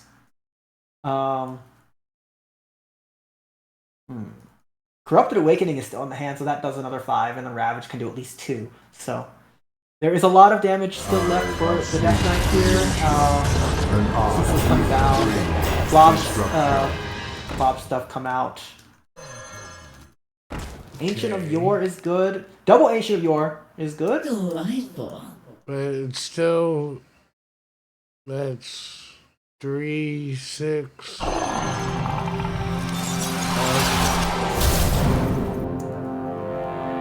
Wait. Divine Shield. Do we get taunt? Do we get taunt? Not yet. Oh my lord. No taunt! Oh no! Oh no! He's one short. So I see 15, 16, I see 15 damage on the board, but then he's got a Corrupted Awakening, so he just wins. What? Why are you not going face? What just happened? Wait, no, he still wins. He still wins. It's fine. It's totally fine. He still wins. It's totally fine. He wins. He just cleared up the whole board as a DM before I killed him. Yeah, okay. I was like, hold on a second. Alright. Pretty solid investment. Nicole knew what he had to do and did it well. Very good. So that is a win for Poppy. No, win for Nakoro. Oh, Nakoro. Okay. With the 1-0 with he won with his Death Knight, so Death Knight is struck. yeah. Shaman and Priest are left, I think. Yeah, Shaman and Priest are left.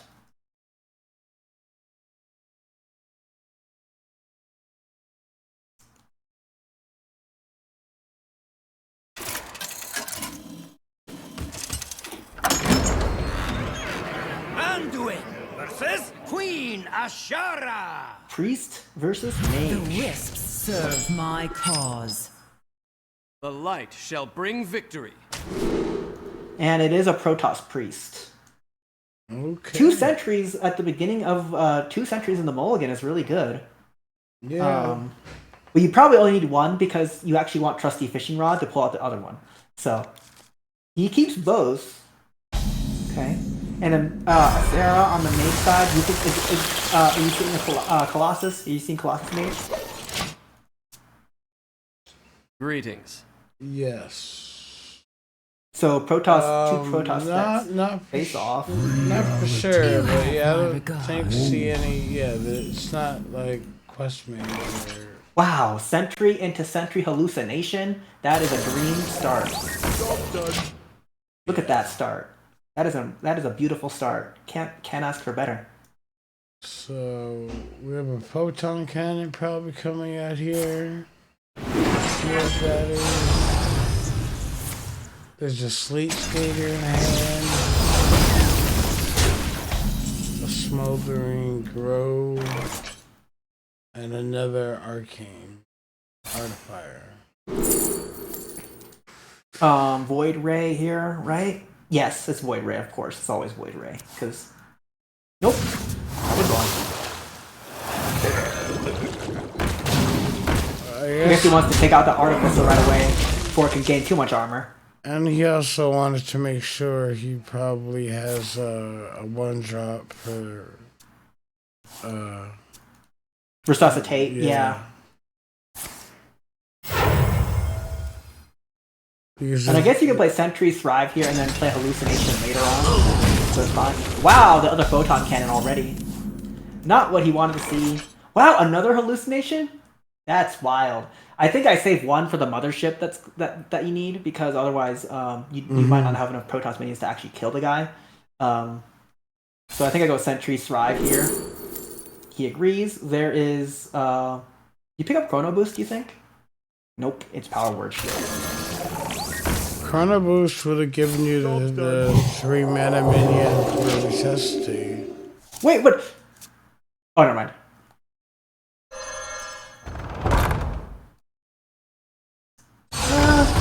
I mean, if you don't get the 3 mon, like if you don't get the 3 minion, like the really important ones are the sentries.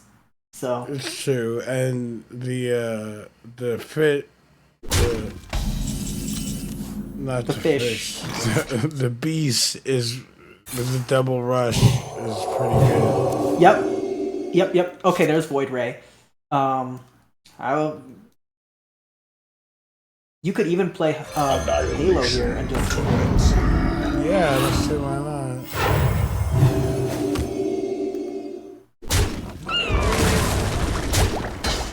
Now do you play Halo? Nope. Oh, he wants him to kill it. He wants him to kill these guys, I think. True, then he could because he can resuscitate him. Yeah, and then he can copy one of the reborns.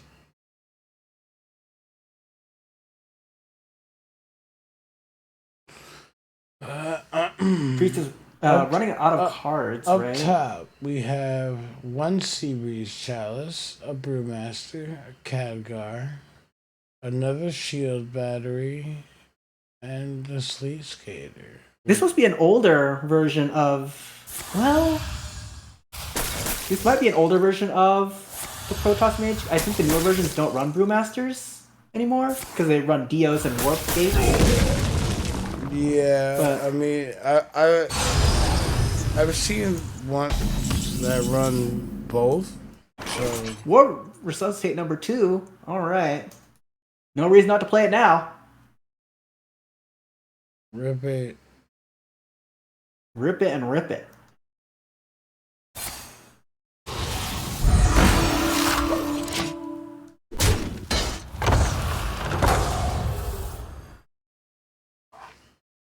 How do you deal with this board, Mr. Mage? That's always the question. Is it Khadgar? Yep. It's Khadgar.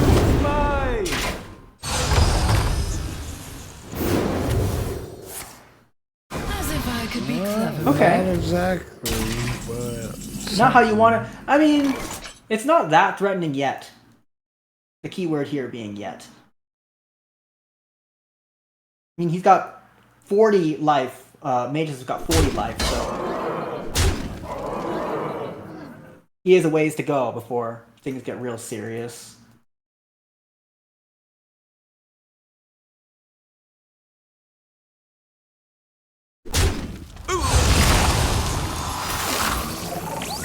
we do have a Ysera in hand in the mage and a 4-mana Colossus. And a Bob the Bartender. Photon Cannon. Oh. Yep, it's Chrono Boost always. Just put on the pressure with a charge down. It's gonna get the motherships out. Oh, no. No mothership this time.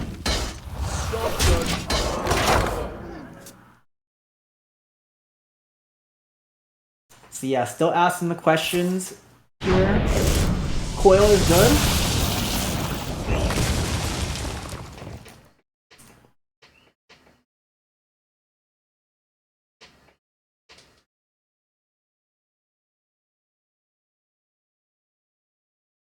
Don't greed up too much. Right?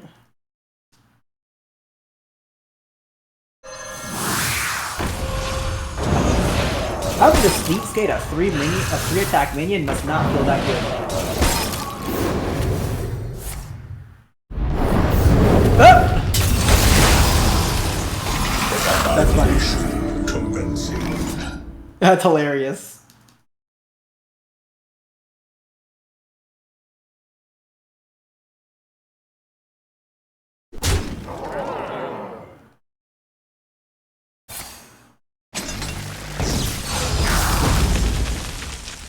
Wait, oh, never mind. Okay.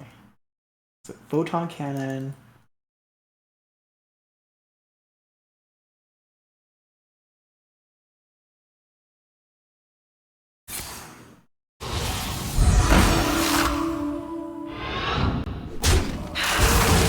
How will you answer these, mister?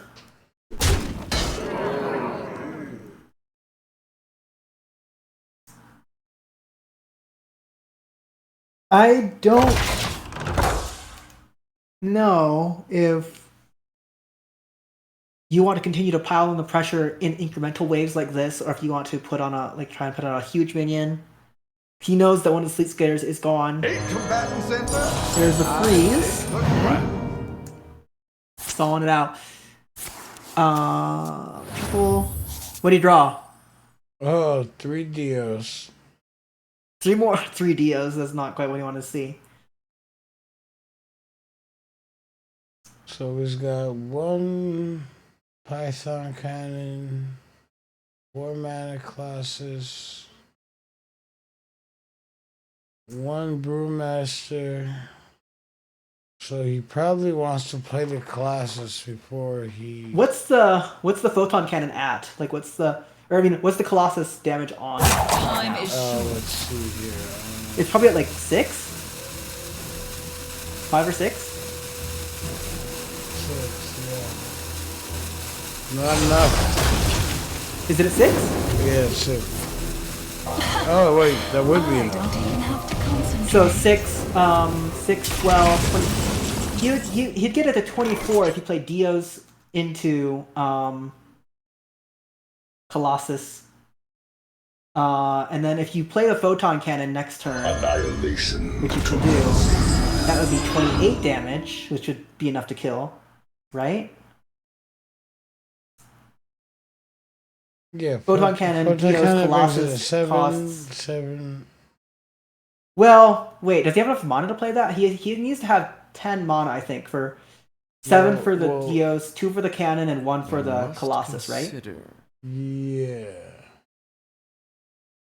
So he actually is 1 mana off. He from has a playing it, right? 1 mana Renaissance Coil in his hand. Okay, so that's good. So Coil, Quickly. Dios, Colossus wins here, I think.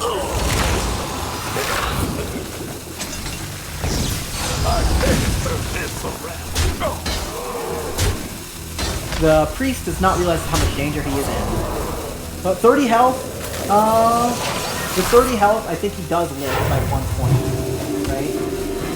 By 2? By 2 maybe?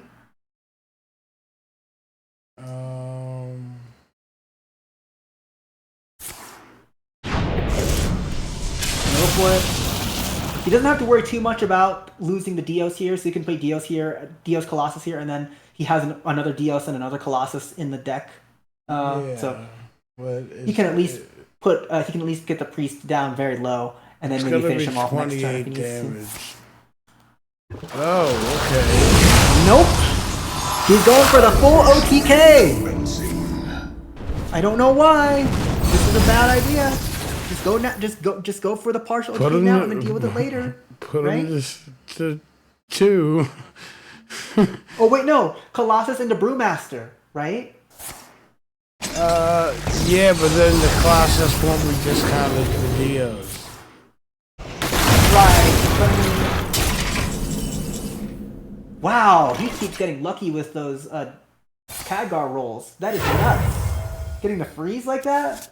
Yeah. Chances and chances and more chances. He should not be allowed to do this. There's the mothership. 2 mana mothership. Pretty good. You could play Mothership Halo here. Make it really hard to kill.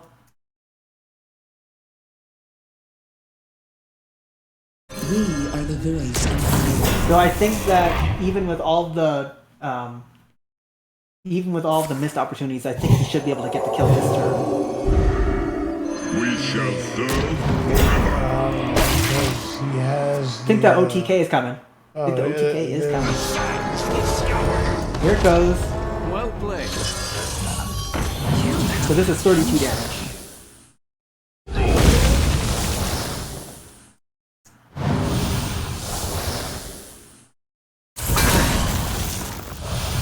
That is a win for the mage. Yep, it's a 1-1 series. Pretty exciting. Shouldn't have I think that the OTK was I think the kill was possible the previous turn, but it's fine.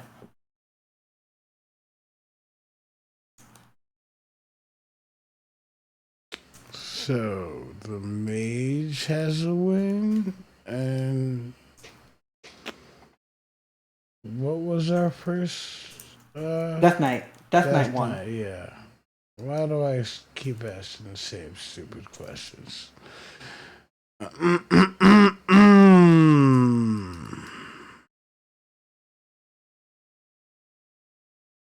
Oh, that's weird.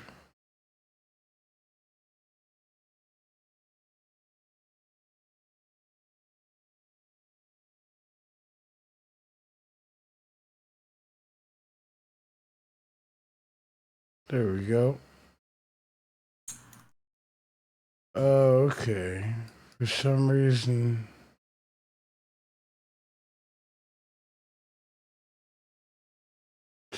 That's weird. The next game is beginning. Looks like it is Priest into Shaman.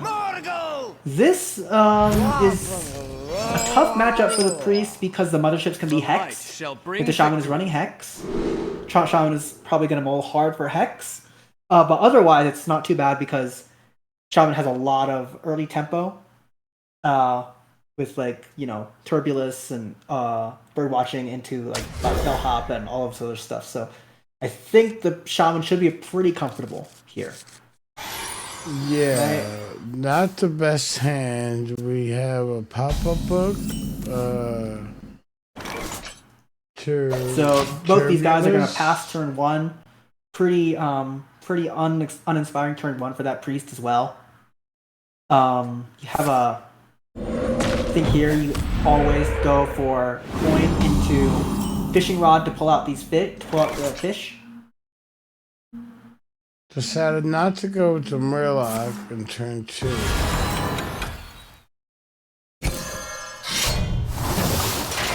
You can go face and then hit totem with the fish. So I assume we're gonna see the Murloc in the pop-up book. Murloc and the pop book makes sense, yeah. Oh, Nope, it's Turb.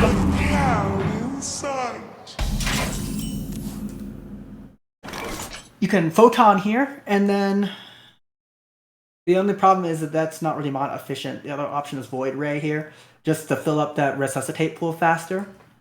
Probably what I would pick, but but photon does reduce. yeah. Oh yeah, because maybe pull out a sentry at that point. That's true. Maybe so. You do have a second fishing rod to consider. Yep. So that would pull out sentries. You're right. Then again, like both of those are you floated a mana twice in a row now, which kind of sucks. Yeah.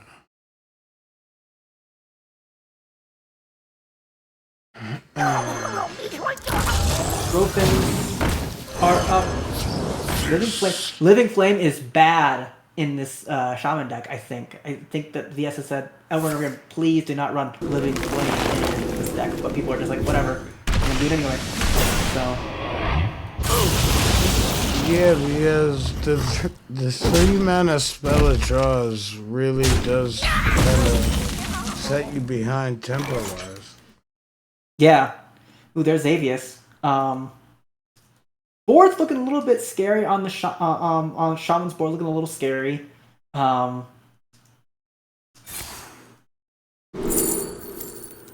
there is Resuscitate. You can always pick that. And then go for a Void Ray here and just clear out the froggies. Not the most appetizing play to make, but I think I would have still gone for the fishing rod there. But I don't know. That's a hard decision. I never make two trips. And there are some bellhops. Two trips. The priest is getting run over here, and I don't really see any way out.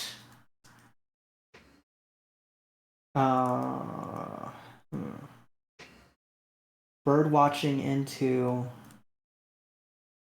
bird watch the other void ray so these have 5 maybe. I think that's what I would do here.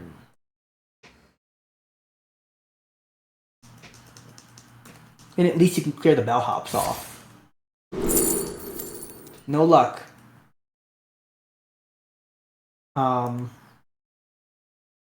Vol'jin could be helpful. You could pick up Vol'jin here. It's the relief is not very good because he's gonna want to save that for like when the 8/8s come down. So I think I agree with that play. That one's a hard one. If you play fishing rod here, you can clear out a frog quickly, and then get your other sentry down and it's big.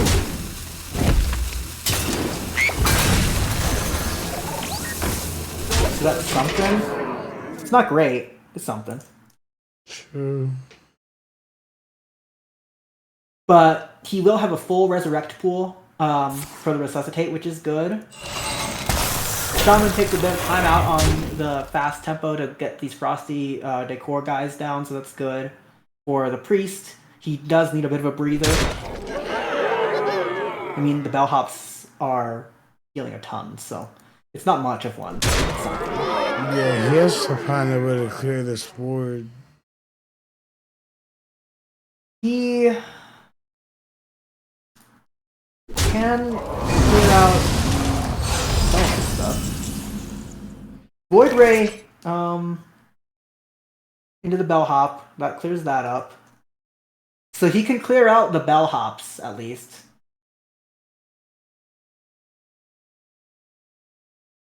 If he swings with Rod here, he can get the other Void Ray out too. I must consider. But it's gonna hurt.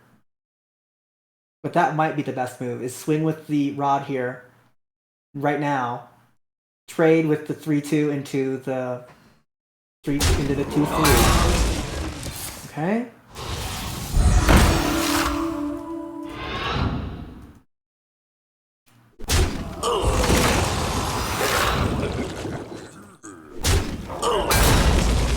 That clears that up. He's doing it. Quickly. He'll get the other Void Ray out, I think. Yep. Other Sentry out. No hallucination, that's probably fine. 13 health left with 4 and damage on the board. Furious Fouls is possible, or Wish here, so that could be that could increase that to 8 damage, I think.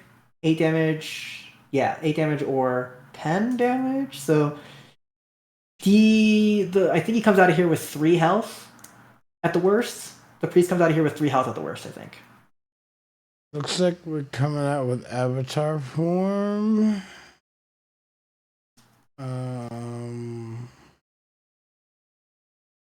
Next turn we have a Kier. Okay, find the firehouse. We'll get some bulky minions, I suppose. Big Murloc Griffin, okay. Trading into the sentries, trading into the sentry on the right hand is probably what he's gonna do here.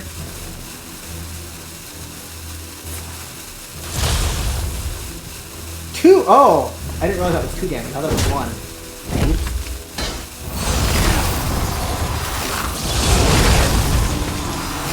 Oops. Commencing. 13 health. Seeing 22 that side. You could hallucinate some of these void rays you wanted. I think I would go for Chrono Boost to try and get a photon cannon. Yeah. But this is a hard one. All the void rays are gone. No photon cannon. But he does get 2 motherships. the motherships, which are good. And this charge minion. I think he needs to use the orbital halo for 2 mana on the zealot so he can clear up the 4/4. Oh wait, okay, that's a better idea.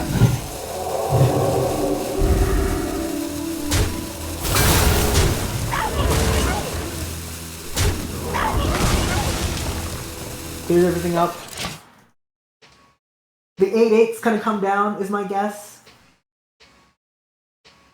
No Hex in, does the Shaman have Hex?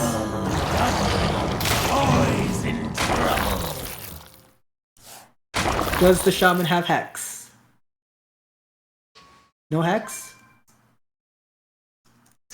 Sorry about that. Let me check. Nope.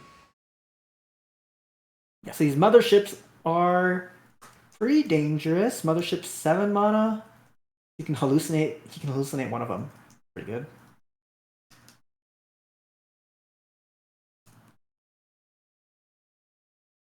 We have an unactivated bellhop. We have some I never like to trip. So big bellhop coming down. Mothership, oh, Mothership Halo looks good.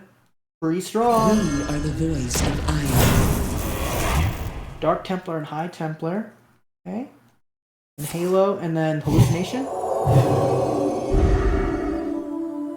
There's no reason to overcommit here. You can go for the Archon next turn.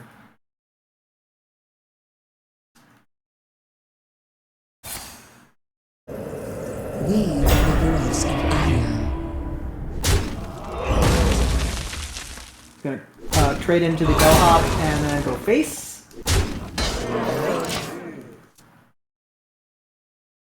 I assume we will be seeing some frosty decors, maybe. Yeah, that's what you got. That's what you got. Okay. Does Xavius can pull out Vol'jin if he needs it, so that's also really good. So I think like there is a lot of different ways to get lethal here.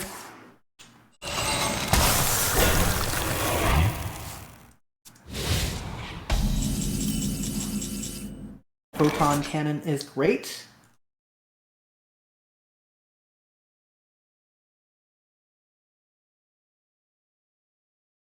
So he can trade into one of the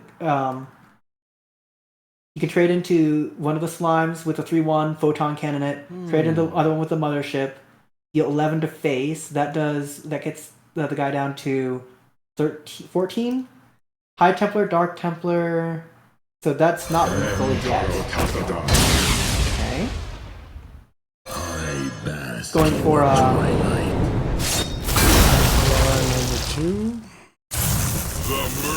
so there's the Archon.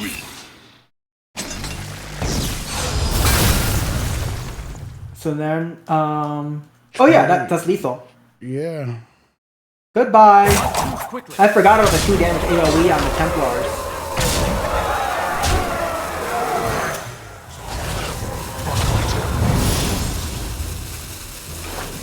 Just finishing out the turn.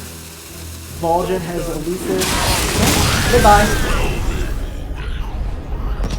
2-1 for Nakoro with just his warrior left, I think.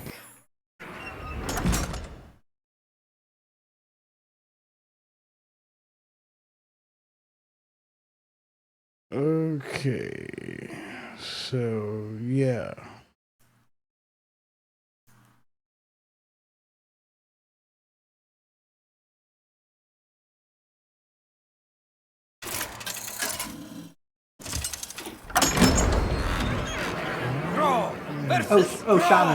Shaman. Fear the Shaman coming mirror. storm. For Doomhammer. So we know the other side is Agatha Shaman. Looks like this is some weird Shaman deck which I don't know of. But it looks like, why are you running Spirits of the Forest in your Shaman deck? What does that actually do for you? Oh, getting the hype, getting the hammer right away. That's funny. Not a great draw. Not a great mulligan for Nakoro here. Is the Shaman on the top better?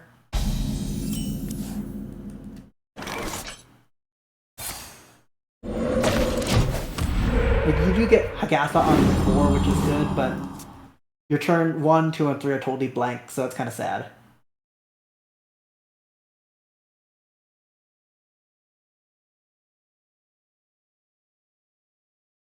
That's why you don't run bad cards in your Shaman decks. Anyway, like, what is the... Spirits of the Forest? Why are you running Spirits of the Forest? Yeah, like, it doesn't do anything. Or Primordial Overseer? I mean, Overseer makes a little bit of sense. It was ran in older iterations of this before all of the bad cards got taken out. But no one ever ran Spirits of the Forest. Yeah, These are both dead. These are both dead. The sands speak. He has to tempo out this 2/3 and float a mana, so not a great start. But Hagatha on 4 will help. Shaman on the other end is ahead in tempo because of this bellhop. Okay. The top Shaman has the Furious Fells and Lease, a Living Flame, Flight of the Firehawk, Brand Watch. So he has to go. He has to hit the bellhop at his face, which doesn't feel good.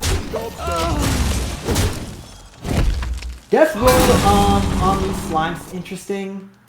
Trying to punish these big minions that come down. I guess it's not bad.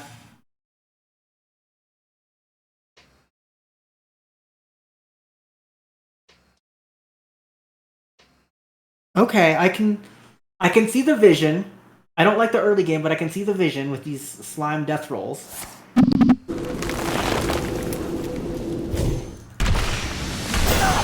Yeah, turn 5 is a pretty beastly play.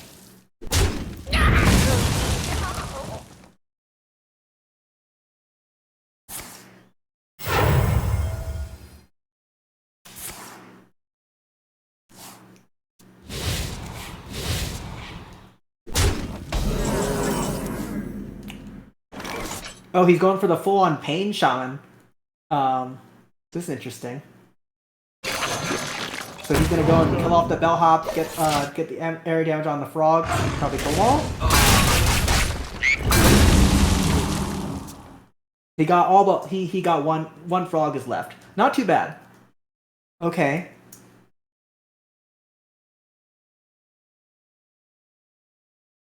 I never make two trip. I never make two trip. Big minions are coming down.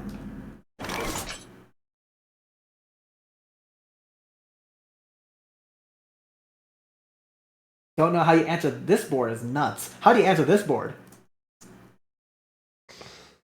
Well, you have the. You got the death roll slime, but I mean that only kills one of those guys and probably doesn't kill anything else. I guess murder maybe.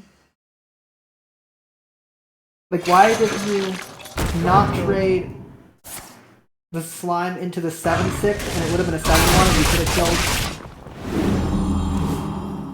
probably the other guy? Like, why didn't you trade into the 7/6 and it could have 7/1? Then you death roll the 7/6 and you probably kill the rest of the stuff. But now you just lose. Goodbye. He's roll dead.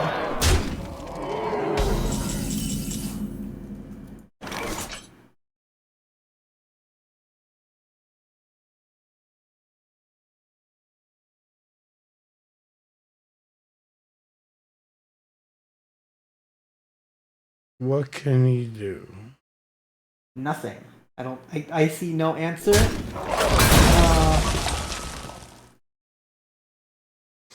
Spirits of the forest. Spirits of the forest, that gives you 2 taunts. Not even nature, not even like nature decks ran that. Mirrodin doesn't win. What lies ahead remains in flux.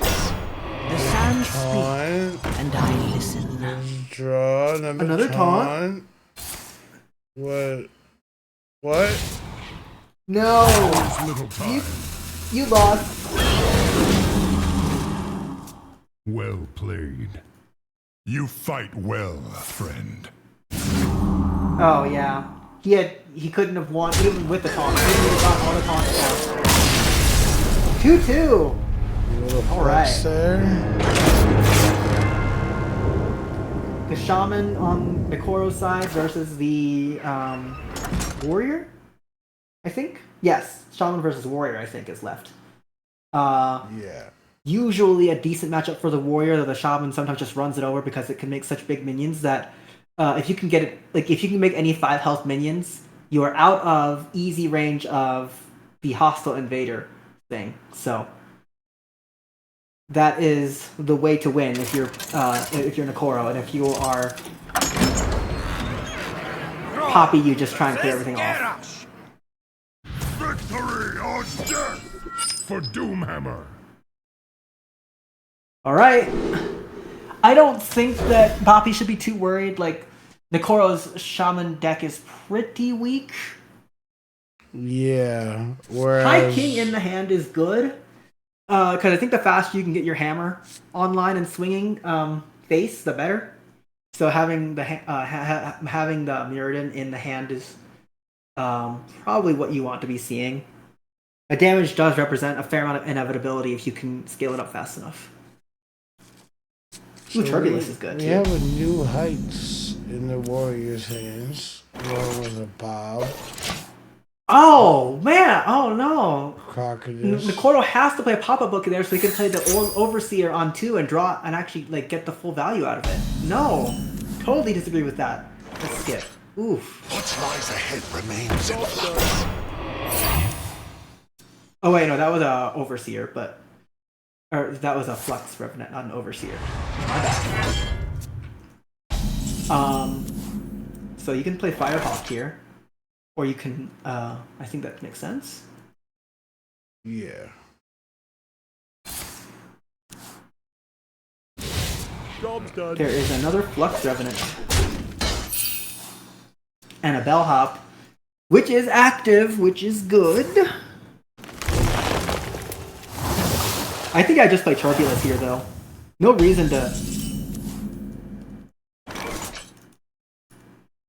Well, you could play Bellhop. Bellhop here is good. He's got 5 health. That thing's got 5 health. But he's gonna go for the Greed and go for this instead. Maybe to force out the Hawthorne Invader. Okay. Well, we have a Hostile Invader. Compelling the Hostile Invaders to follow up with the Bellhops is good. Good, pretty solid strategy. I agree with that. We have a Brawl in hand also. A Zillax, a Ceaseless.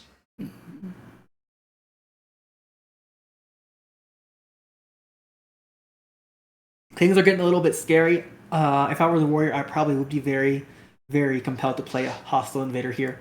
To just keep things under control.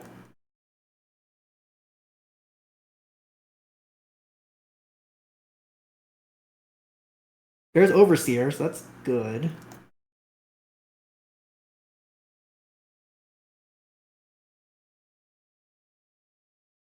Do you think this deck runs Stormrook? Probably not. All forms of life will be crushed.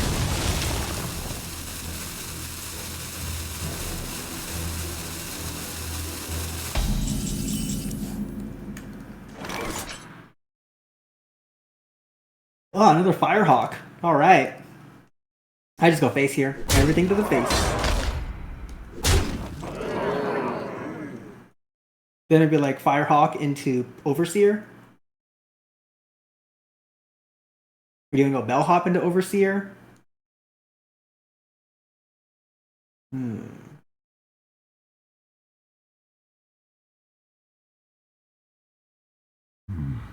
What to do?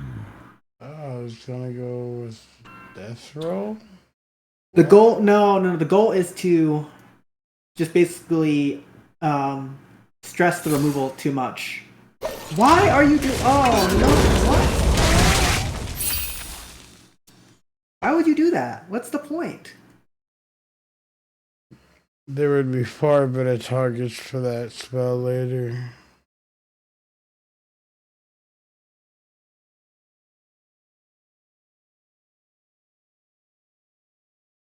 Very confused.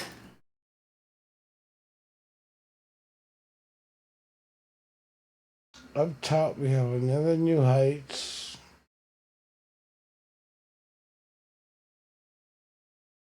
Looks like...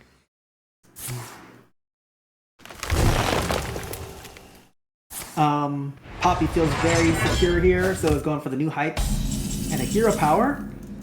And I agree. I feel pretty secure here. Overseer, and I think I play Overseer here. No reason not to. Overseer or Firehawk into Bellhop could also work. Yeah, I think I go Bellhop into Firehawk here. And there's another one. Bellhop. I never make Good job. trip. I never make to trip. Also, good thought playing the one on the right and not the one in the not the one on the left.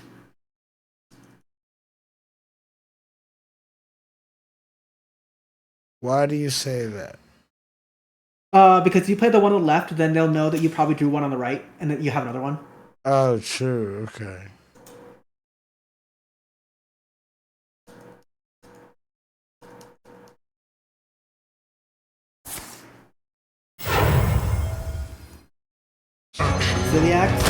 Zilliax. pretty alright with that. I would have went for the dragon on that turn. If Dragon wouldn't have cleared it off, it would have. It's a 5 attack. Oh. That bellhop has 6. Those bellhops have 6 health.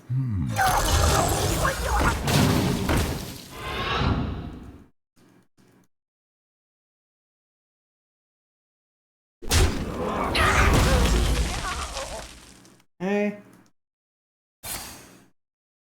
Well, could be worse. That probably is your best death roll target, actually. Warrior. Yeah. Well, Warrior isn't really running minions that are bigger than Ziliax, I think. I mean, Ziliax, what I was is the kind of minion I was thinking of when I was thinking of, target for death. But now the bellhop is connected.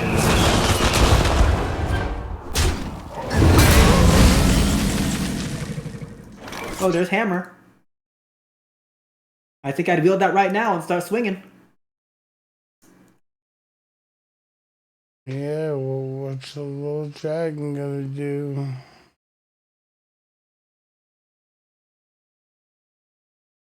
I wonder. I just go face.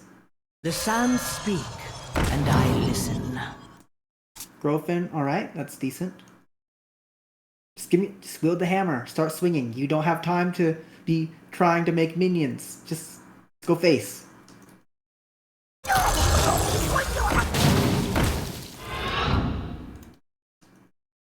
He disagrees.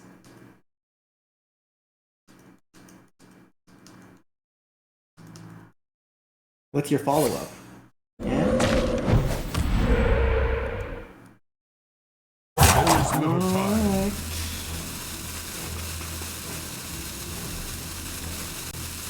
Running low on cards at top.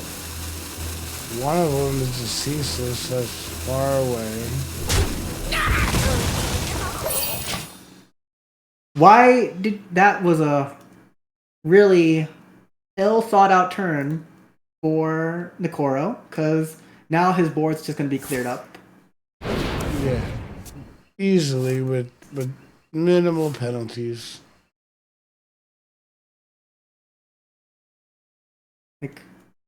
But he does get to he does get the 8 mana Grofins going next turn. That is and true. that can cause a little bit of damage. Though, I mean, all you can eat just drew probably an extra Invader and Marin, maybe? Invader, Marin, and something else. Yeah. We got Morozad and we got an Invader. But we also have a Bouldering Buddy in our hand. A Bouldering Buddy, yeah. And the Shield Slam. Bouldering Buddy is active now. It's free. It's 1 mana, but it's free. So. Okay, what are we drawing off of this? Is it find a triple? Oh, I think any minions that you can copy are good here. Yeah, he has 4 or 3 Ancient of Lures. Yeah, I think your only win here is the hammer now. Hammer, hammer, hammer. Hammer,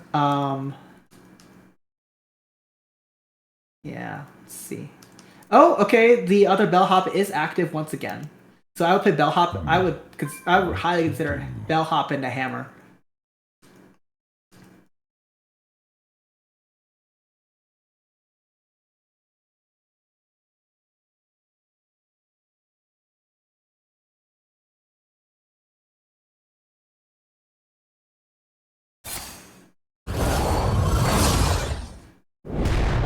Disagreement.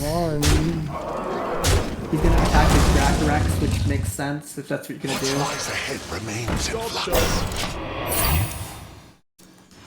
I don't know what's going on here on the bottom, but it doesn't make any sense to me. I don't know.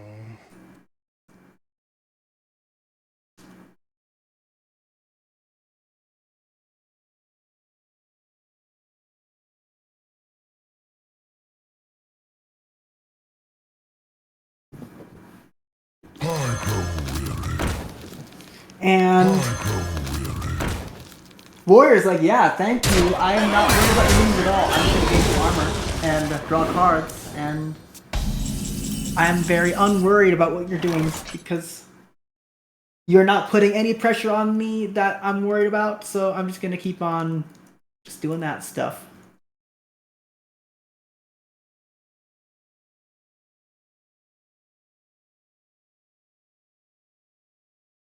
I wonder. Well, we have the Grofin. Okay, well, looks like we're gonna go for the weapon finally.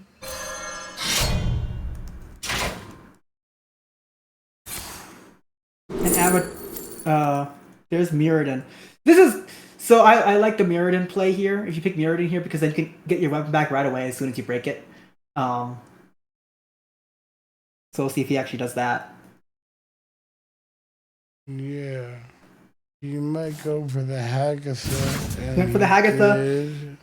There are no more there's no more slimes left, right? Like he's played both death rolls. He's played one Furious Foul. So maybe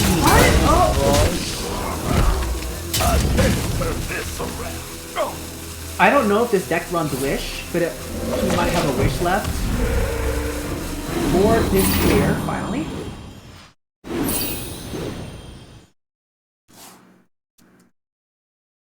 The Warrior has tons of cards now, so nothing to worry about there. All forms of life will be crushed. there's the hostile invader. Very comfortable using the Invader here, drawing some cards. Planetary decimation. It's got over 40 health. Yep, 43 life it looks like, and this hammer is not going to scale quickly enough is my guess. But I guess we'll find that out. He can break it this turn and then play Mirrodin to get it right back, so that's good. That might slow Poppy down enough that he doesn't just play quest reward next turn for free. Oh wait, he doesn't have the Mirrodin. I forgot. He picked the wrong card. That's right.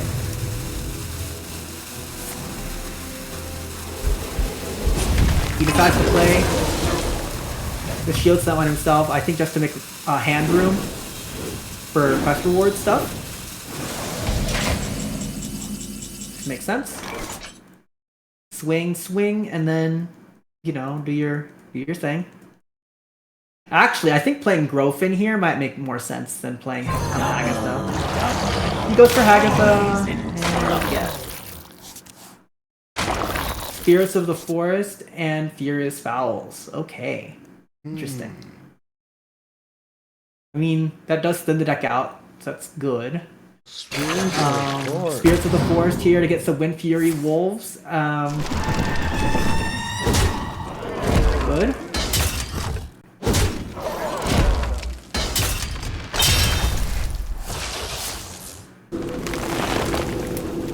Fill up the board. As a warrior, I think he's got Brawl still, so he's not even too worried about this. Oh, one Brawl is burned. I was going to say, hand's pretty full.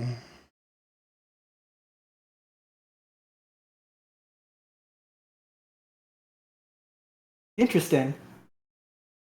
Can he clear this board? Not with Ceaseless. Yes. With one Brawl. That's probably all he needs to do, really. I mean, the Grofins are still threats, but they're not necessary. One of the Wind Furies is still alive, so that's kind of cool. Okay.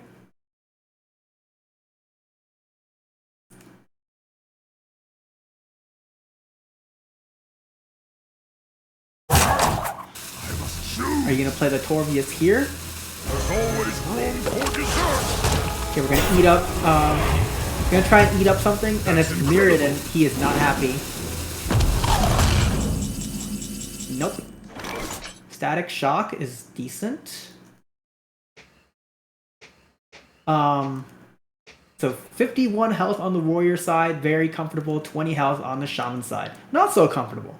But there is you could play Grofin into Overseer to clear up this The sounds Seraph Ham. and I listen. Okay, that's decent. I don't know what these are in the deck for. Mainly to power up the Overseer and the Flux Revenant and stuff, and also you can increase the damage on your hammer for 0, so that's good if you're trying to OTK. Trying to get the last few points of damage into the turn. So Grofins do clear up the ham, so that's good.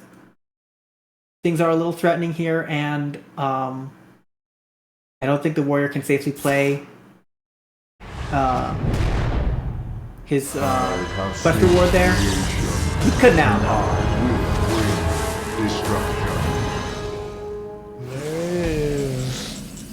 There it is.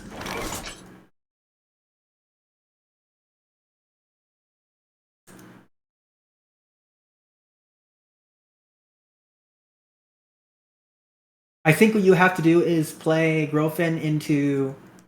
Oh, never mind. You can't do that. It's not free. This board state might be impossible to clear all the way.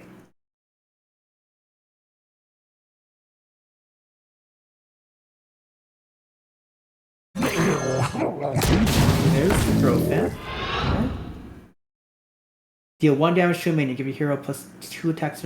So he could double static shock the 10-10 and clear it off with the 1 slime. Which he's gonna do. But he's still left with an 8-8 and only 12 health. That's scary. Oh no.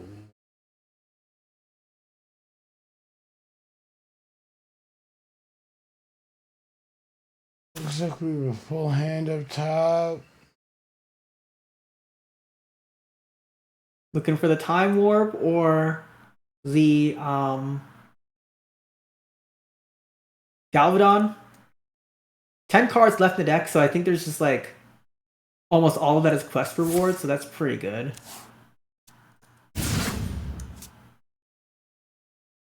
Okay. Is it time warp?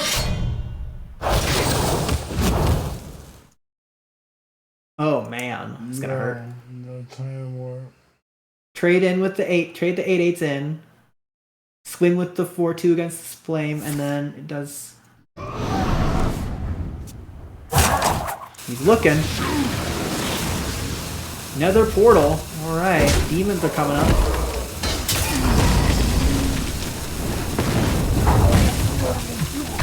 Just go face.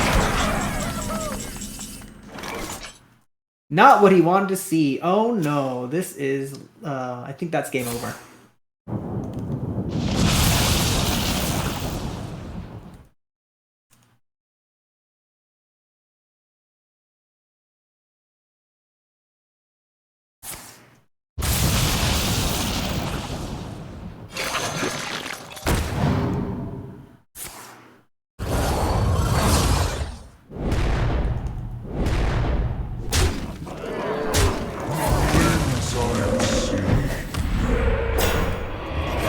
Totem, all right. Yeah, I think he's dead this turn.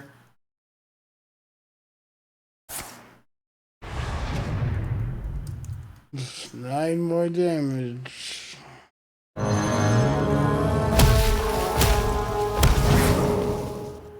He probably just hero powers. Hits him in the face. Is it time warp?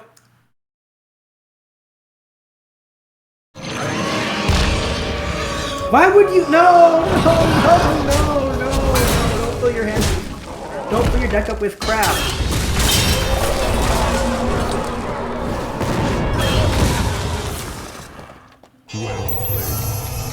Oh, there it goes.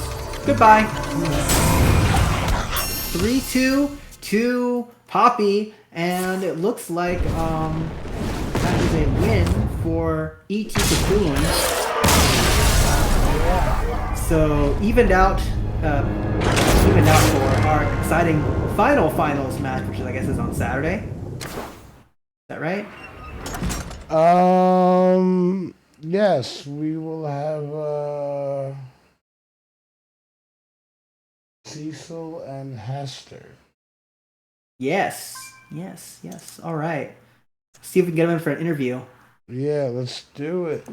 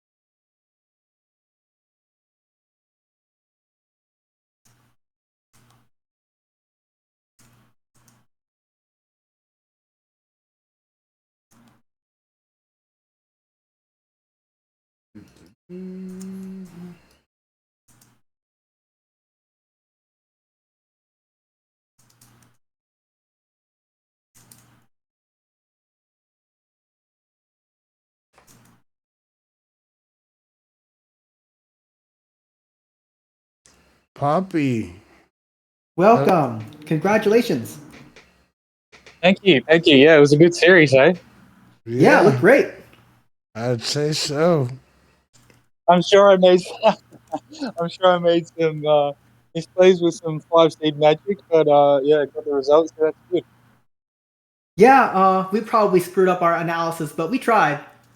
Yeah, I mean, You can go back and watch the stream and Yeah, and see what also you're thinking. Ned's very good as a captain too. He's always very helpful in sort of our reviews. So I'm sure, even though last game of the season, but I'm sure he'll have some constructive criticism. Yeah, I mean, every win counts, right? Yeah, exactly right. Yeah. It was good. Very fun season. Great series to finish. So yeah, it was awesome. Yeah. So coming into the playoffs, did you think you would be in the spot?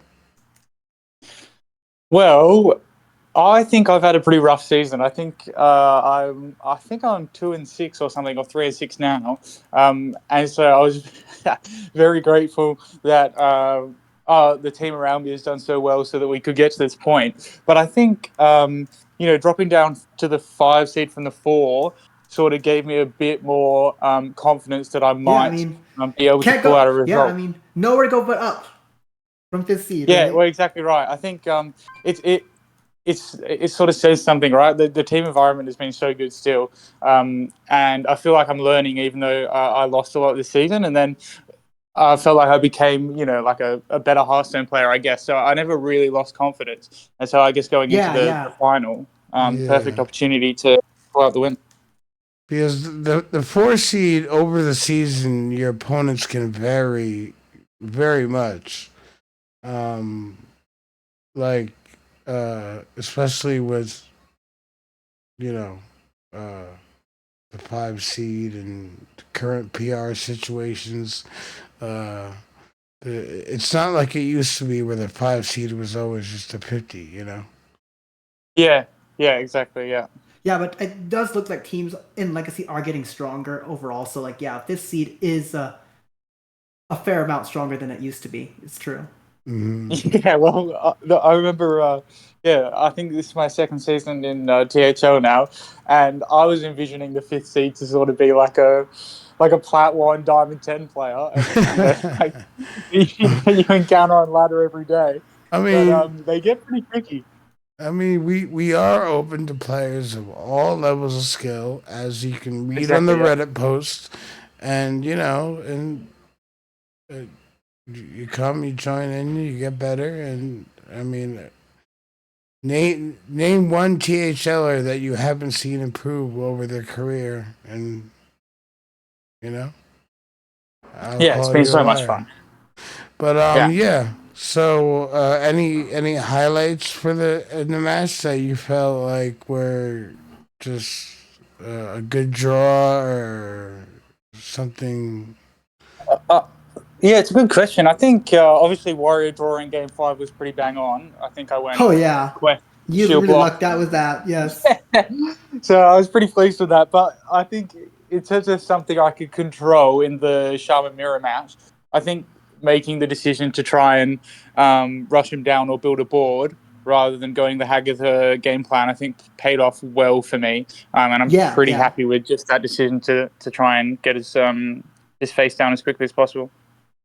Yeah, Absolutely. Yes. That makes sense. there's definitely a lot of decisions that were made that match that could have affected the outcome in a various different ways, and you came out on top. So Yeah, congratulations. wicked. Mirror, yeah. For me, mirror matches are always like some of the toughest matches I have. Whenever I play Hearthstone, is even if the decks are fairly different, like just playing mirror matches is always like a psychological battle for me. That's often greater than the actual battle. So Yeah, yeah, you conducted the mirror match well when you played against the shaman for sure.